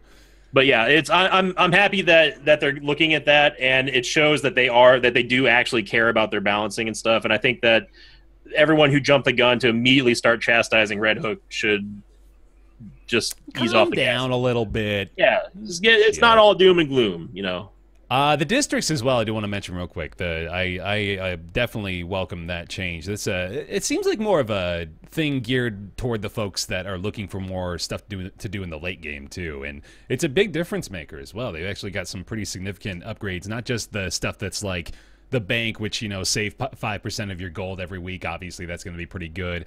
You got the Sanguine Vintners, which are basically necessary now, which is they generate 2 new blood a week, I think it is.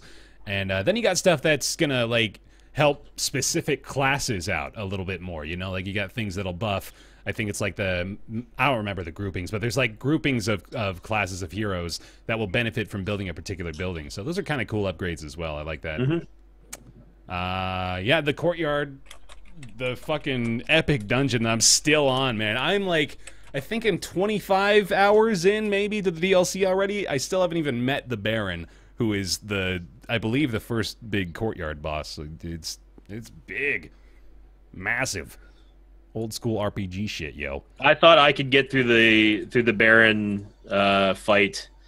Or I could get to the Baron and fight him and kill him in one sitting. Turns out, I'm not going to spoil it, but there happens to be a resurgence in a certain quote mini boss that you may have seen before that comes in unannounced. Yeah, and that quickly shot me down because I did not have the right party to deal with that particular creature. Get psyched for that, Mathis. I already know what it is without you having to say it. I'm like, hey, I told you how to beat him this time, though. It's I will. That you can stop him from doing the thing. Oh, by the way, they also nerfed the Crocodilian being able to crit heal himself, which that was kind of horrible because he did that a lot when I gave that feedback directly to Chris on Skype. I was like, why crit?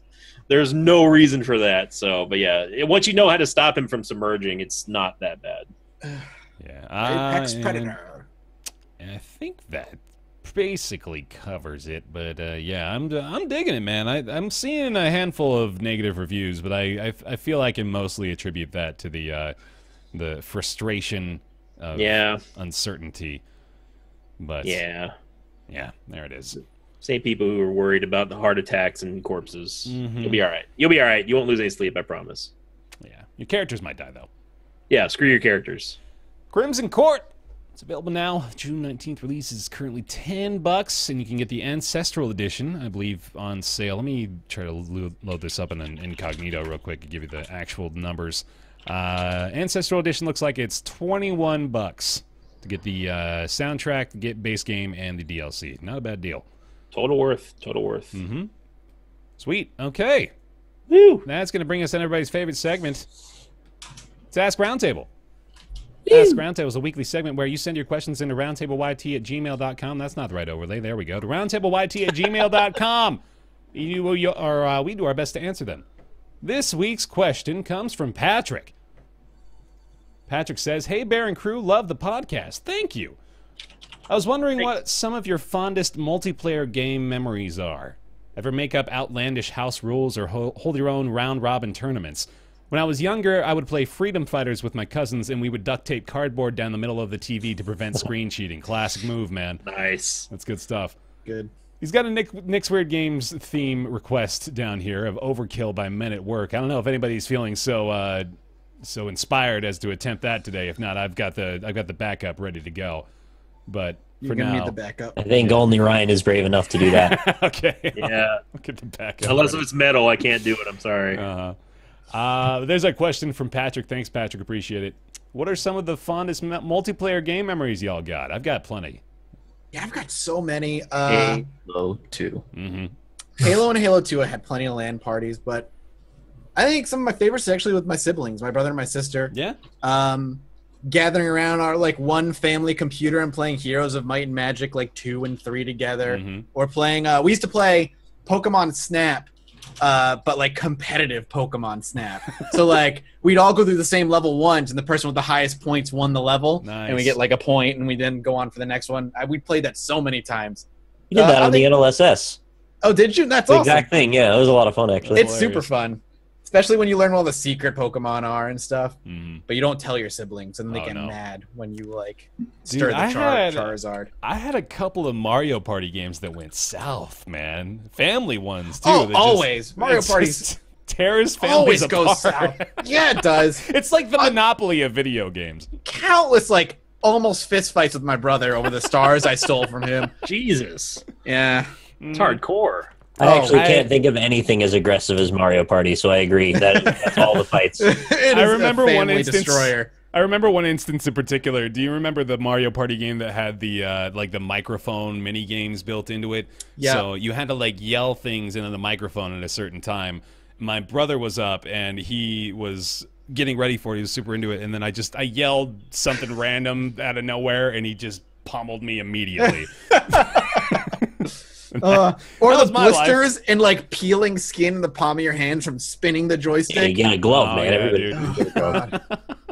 We my one of my favorite house rule tournament games that we did was we did a GoldenEye 64 tournament. Nice. And where we would split up into teams, and like we would say, okay, pistols only in the basement. No one picks Odd Job. It's a meme, but there's some truth behind that meme. Yeah. And then Super Mario Kart, the first iteration on Super Nintendo, we would have like time attacks, and the winner would get to pick like what kind of pizza we were having, like that sort of wholesome stuff. That's fun. That's great. Yeah, it's great. Austin, you did a lot of Halo lands, I imagine? So much Halo 2, man. Mm-hmm. Zombies was the classic mode. You had to switch teams when you die, and anyone who didn't switch teams was kicked from the game because they're awful. Mm-hmm. Bad people. Got to change the green team. Mm-hmm. We would just my favorite multiplayer experience was just like going around the maps in Halo 2, doing the super jumps and the out of bounds stuff. Like it was just so much. Like it was his own game. When you got out of bounds, there was like a whole new map to walk around. You had to find all the places you could walk without falling to your death. And tell me if this was just me, but did you ever like, oh man, Nick, if you actually played this as much as we did too, you might be on board with this, but did you ever like go through the campaign maps? I swear to God, I was like onto something where I had discovered this weird triangle door on one of the first campaign maps when you like went out of bounds a little bit, and I was so determined to determine what it was, and like there were those sorts of secrets in this fucking game too. You had like the skulls, you had all these little Easter eggs hidden around. I was so sure I was onto something. Was there not one you had to bring a ship through a loading zone and then get it to crash into this one wall, and then you jump over the wall, and then above it was, what was it, like a gun or like a scarab gun, dude? You had to fucking cram a banshee through this tiny little tunnel. It was like totally not designed to go in there, but you're like meleeing the thing, cramming it in, getting at this loading point, and then once you get in the right spot, you got to get the load to happen right at the perfect moment. And then if you happen to do that, then you get the banshee there, you fly up, and you get the scarab gun, which is literally the scarab gun, which is like a giant fucking plasma cannon of death. Every game should have secrets like that. Yes, absolutely. Why don't they? Because they're annoying to make mostly. Yeah, and nobody really cares. There was Except for us. We used to do an actual LAN with like multiple Xboxes up that we would get. There's a couple of buildings at Texas A&M that we used to split people up in different of the lecture halls, and it would all be networked. And you got to keep in mind this is before the prominence of like everyone has broadband, and just doing like Halo tournaments that way was just unbelievable. I mean, outside of the fact we couldn't bring alcohol, everything else was there. Man, we had pizza, we had soda, chips. That's some of my fondest memories is playing the Halo lands up at A&M. Mm-hmm. I had to go through way too much work because I really, really, really, really wanted to play Doom on PS1 with someone else. Uh-huh. And you could actually do a deathmatch via the LAN cable or whatever link cable they gave you back in the day. Really? So you needed 2 full-size TVs, which were heavy as fuck back then, 2 PlayStation 1s, and 2 copies of Doom, and made it happen. I'm not really sure why I needed to do it that badly, but it needed to happen. I remember desperately trying to set up online for tribes back in the day, man. Like I had to do it. It was the unattainable goal. You couldn't do it back then, and it was if you get it, it was beautiful. Yeah. Quake 1, Marathon, Duke Nukem, those are all the dream. But as far as real people that I played against, it was usually my friends playing Mario Party or GoldenEye. All GoldenEye, man. Those you talk about breaking up friendships, man. The second that one guy in the circle picks Odd Job just because it all goes down after that.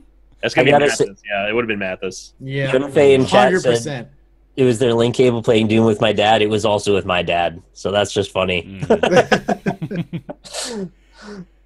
I think I've mentioned this a couple of times, but I did have, for my bachelor party, we rented out this warehouse, the bottom floor of a warehouse, and just put a shitload of CRT TVs and Xboxes, did a big old Halo 1 LAN. This was like 2012, so, a little dated, but it was fucking wonderful. It was so much fun. Yeah. Anybody else? Hey, you know the thing I have the most fun with though is playing games with you guys on the NLSS. That's actually honestly where the most of it happens. Not you, Mathis. You're not on it. No, right. That's true. That's true. That's true. It's a joke. You should be on it. Is Northern Lion and Matt still friends? Let's get that thread up on the Northern Lion subreddit for the 5th time this month. Yeah, Northern Lion and Victor beefing. He hasn't done any NLSS, and we don't do culling or GeoGuessr anymore. I think as long as he's gone, we're all beefing with him. I think that's how it works. Yeah, I think so. I think that's how it's got to work. Yeah, screw the egg. The only other really fond memories I have are did you say just any LAN or just does it? Or, multiplayer game memories mostly, yeah. The heyday of WoW, vanilla WoW through Lich King, memories that I will never forget. Meeting some of my best friends through that game and just countless hours wasted. Did you ever make not wasted? No, not wasted. What was that, Invicta? Part of the question was ever make up any outlandish house rules or hold your own round robin tournaments. We did that for GoldenEye and Super Mario Kart.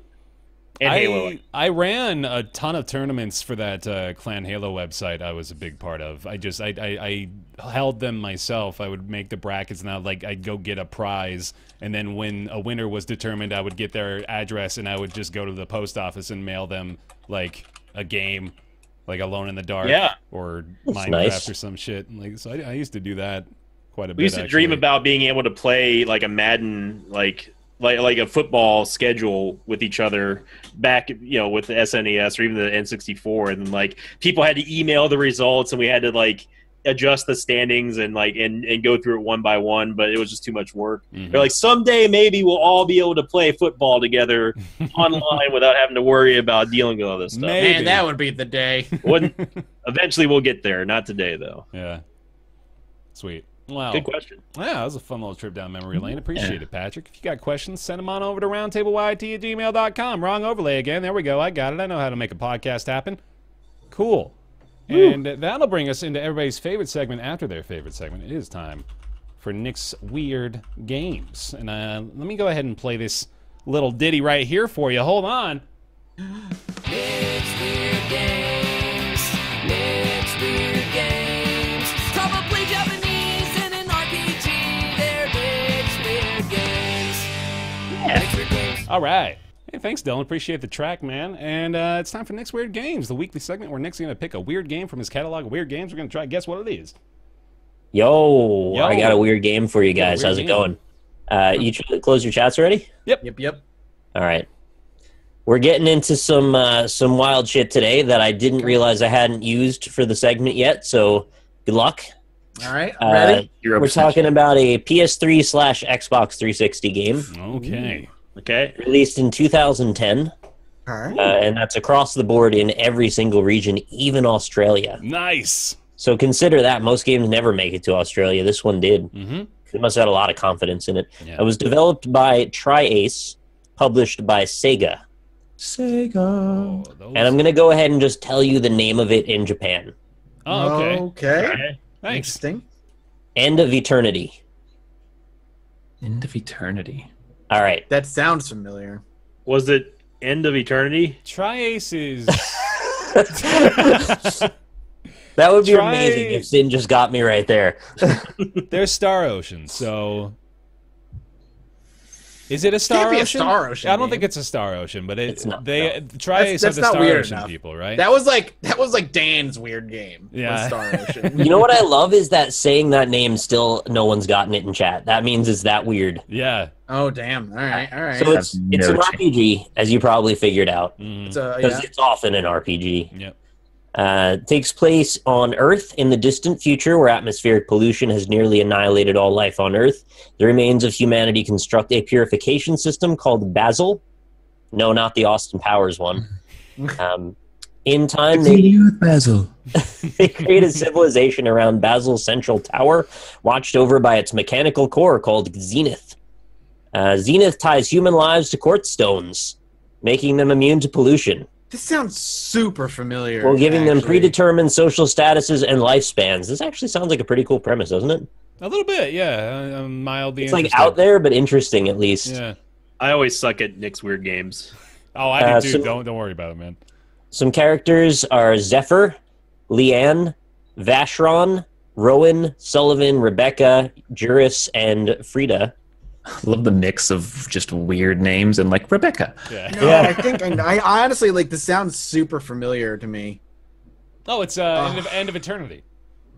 Oh yeah, hey, that sounds It's right. the end of eternity. It's End of Eternity. Literally, The I way thought you you were said saying it, that in as a matter of fact. seriousness, and I'm like, what? I almost just said you're right because that's what I just said a moment ago. Wait, how come But Bear just gets, enough medicine. how come he gets Except credit for that for- and I didn't? I don't All know. that does sound so familiar. Like I feel like I know this game. I have no You fucking have something idea. called hero actions, and you have bezels, which are also something that safeguards you against character defeat. Bezels, so not basil, but the bezels. Yeah, I There's think Bazels they're- and bezels. Yeah, they are different. Bezels with an A and basil or E with and an A. Basil's the place, right? And then bezels are like a totally different thing. It's a Photoshop filter. It's got a tri-attack battle system, which I find funny because the developer is Tri-Ace, so I wonder if they want to sneak their name in there a little bit. Mixture of real-time and turn-based. I feel like I can picture sure it, if you man. don't get it by now. I feel like I can see like the art style for some reason, like in my mind's eye, What do you see? I can see It's kind of like a hazy noir style. I got like guns. I think they're guns. You're right with the guns. That's Ooh. correct. I think I know the game. The name is not coming to me. The art reminds me of like Valeria Chronicles for some reason, than what I'm remembering. But I don't. The name is not. See, Mathis Here. has the chat up on his ceiling, so he can just Yeah. Oh, Oh, you're damn it. here's another hint for you. When it was first announced to be in development, they used the code name Project Cobra. That doesn't tell me, Jack. How's that for a hint? It was for the PS3 and Xbox 360. Yes. Huh. The team looked at action movies such as The Matrix and Rebellion during research in motion capturing the characters.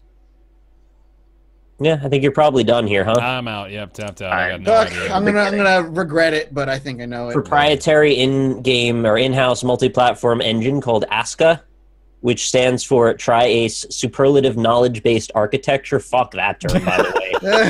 That's some bullshit. That's the emotion engine. Yeah. And what is it? The Hovis technique. Oh, yeah. All right. This technique. Here we go. Announcing today's title. Nick, did anybody in chat get it? Yes, Resonance of Fate. Yeah, Resonance of I've seen Fate. that game. Yes, I know I've seen that game. Ba-da-da, there's the game for today. You didn't get it, but that's Games okay. Exist. This is a I'm game. always amazed.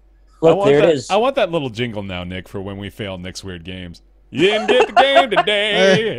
Hey, but that's okay. Just get Ryan on it. He'll Yeah.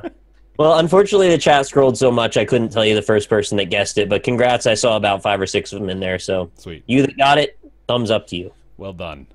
All right. Hey, y'all, we did it. It's the conclusion of yet another episode of Roundtable Live. Thank you very much for tuning in. We appreciate you. And thank you very much to Sinvicta for joining us as well. Where can they find you? Hey, you can find me over at twitch.tv/Invicta Wednesday through Saturday from 3 p.m. Central to 9 p.m. Central.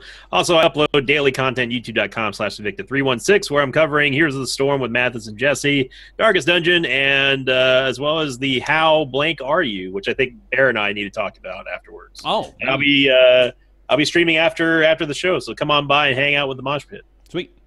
And thank you very much to Austin as well, Last Gray Wolf, for joining us again on the show today. Where can they find your stuff? Twitch.tv/last_gray_wolf. Every day, 1 to 6 p.m. Central Time. This is Mostly PUBG. This is a weird platform for me to ask you this, but are you going to change it to remove the underscores? I tried, and then they were like, They finally gave me Matt this game. They did? All right. Hey. StarCraft. Nice. So, like, it can happen. Dreams do come true. So Oh, follow your dreams is what you're saying now, yeah? No, work Oh, backup plan. I had like extra names at the backup at the ready. Yeah. It was Mathis. shoot an email. I was gonna do Mathis streams. Judge Mathis games was another one I was gonna do. Mathis WoW, Mathis Here's Mathis the WoW. Storm. Yeah, there, you got all those Blizzard options. Mathis strategy gaming was another Yeah, one. Mathis Ooh. Strategy Gaming. Force Yeah. would have dinged you on that. Though. That's the type of guy he is. Have you tried Mathis Taffy? No, Hey, that should have been another one. Bring me Yeah. under that Taffy company brand. Yeah, dude. How It's about just just like the Five Matt's Brothers. games? Oh, Matt nice. Games? Yeah, How Matt about has Matt games. Matt? MatPat, that might not be taken. Also, Mathis does not stream StarCraft was another one. That would be so good. Nice. That would be Oh, fantastic. I really wish you'd done that. XX, Definitely not StarCraft. Keeper XX, Mathis 420 XXX. Yeah, there you go. Oh, like shit. Anyway, yeah, you can find Austin, twitch.tv/last_Grey_Wolves, and Victor over on Twitch on YouTube as well. And, of course, you can follow us here on Twitch. That's twitch.tv/Roundtable Podcast. Thank you very much to those of you who are subscribing to the channel as well. I really appreciate that support. Spedrickson, Hasrubel, Miss Flying Fury, Yummy, Midori Sensei, thank you guys for the subscriptions and resubscriptions during the show. We appreciate that. Want to send a big thank you and shout out to those of you supporting over on patreon.com/roundtable, of course. Thank you guys so much for continuing to support over there. While I pull up the patrons real quick, want to send a big thank you to those pledging at the $20 tier and above, which include Julian Abelsgaard, Jonathan Graham, Scrotty119, Ricky Greist, Peter Sunison. Sunison? Yes. Leah Rukema, Ellis Spice, John Kalchik, O. Thomas Games BR, Jakar Sampson with a dance number, Sanoa, Kolnar, Jamie Tinsley, Joseph Boss, Penn Gillette, Michael Bush Larson, Talks to Wall, TJ Majesty, Chaos, Gotta Make You Understand, Theorist, Colby Klein, Greenlight, Oren Salzman, Christopher Flagg, Eric Schooley, Brizzle Brit, Positron, Myth Scarab, Mediocrities, Justin, Smurfette, and Logan Ray. Thank you guys so very, very much for keeping those pledges up over on patreon.com/roundtable. Thank you for being here for this episode of Roundtable Live. We'll be back next week discussing our favorite games of June and probably going over our favorite games over the first half of 2017 as well, a likely topic for next week's show. But for now, thank you very much for watching, and we'll see you in the next one. Goodbye. Bye. Night, everybody. Later.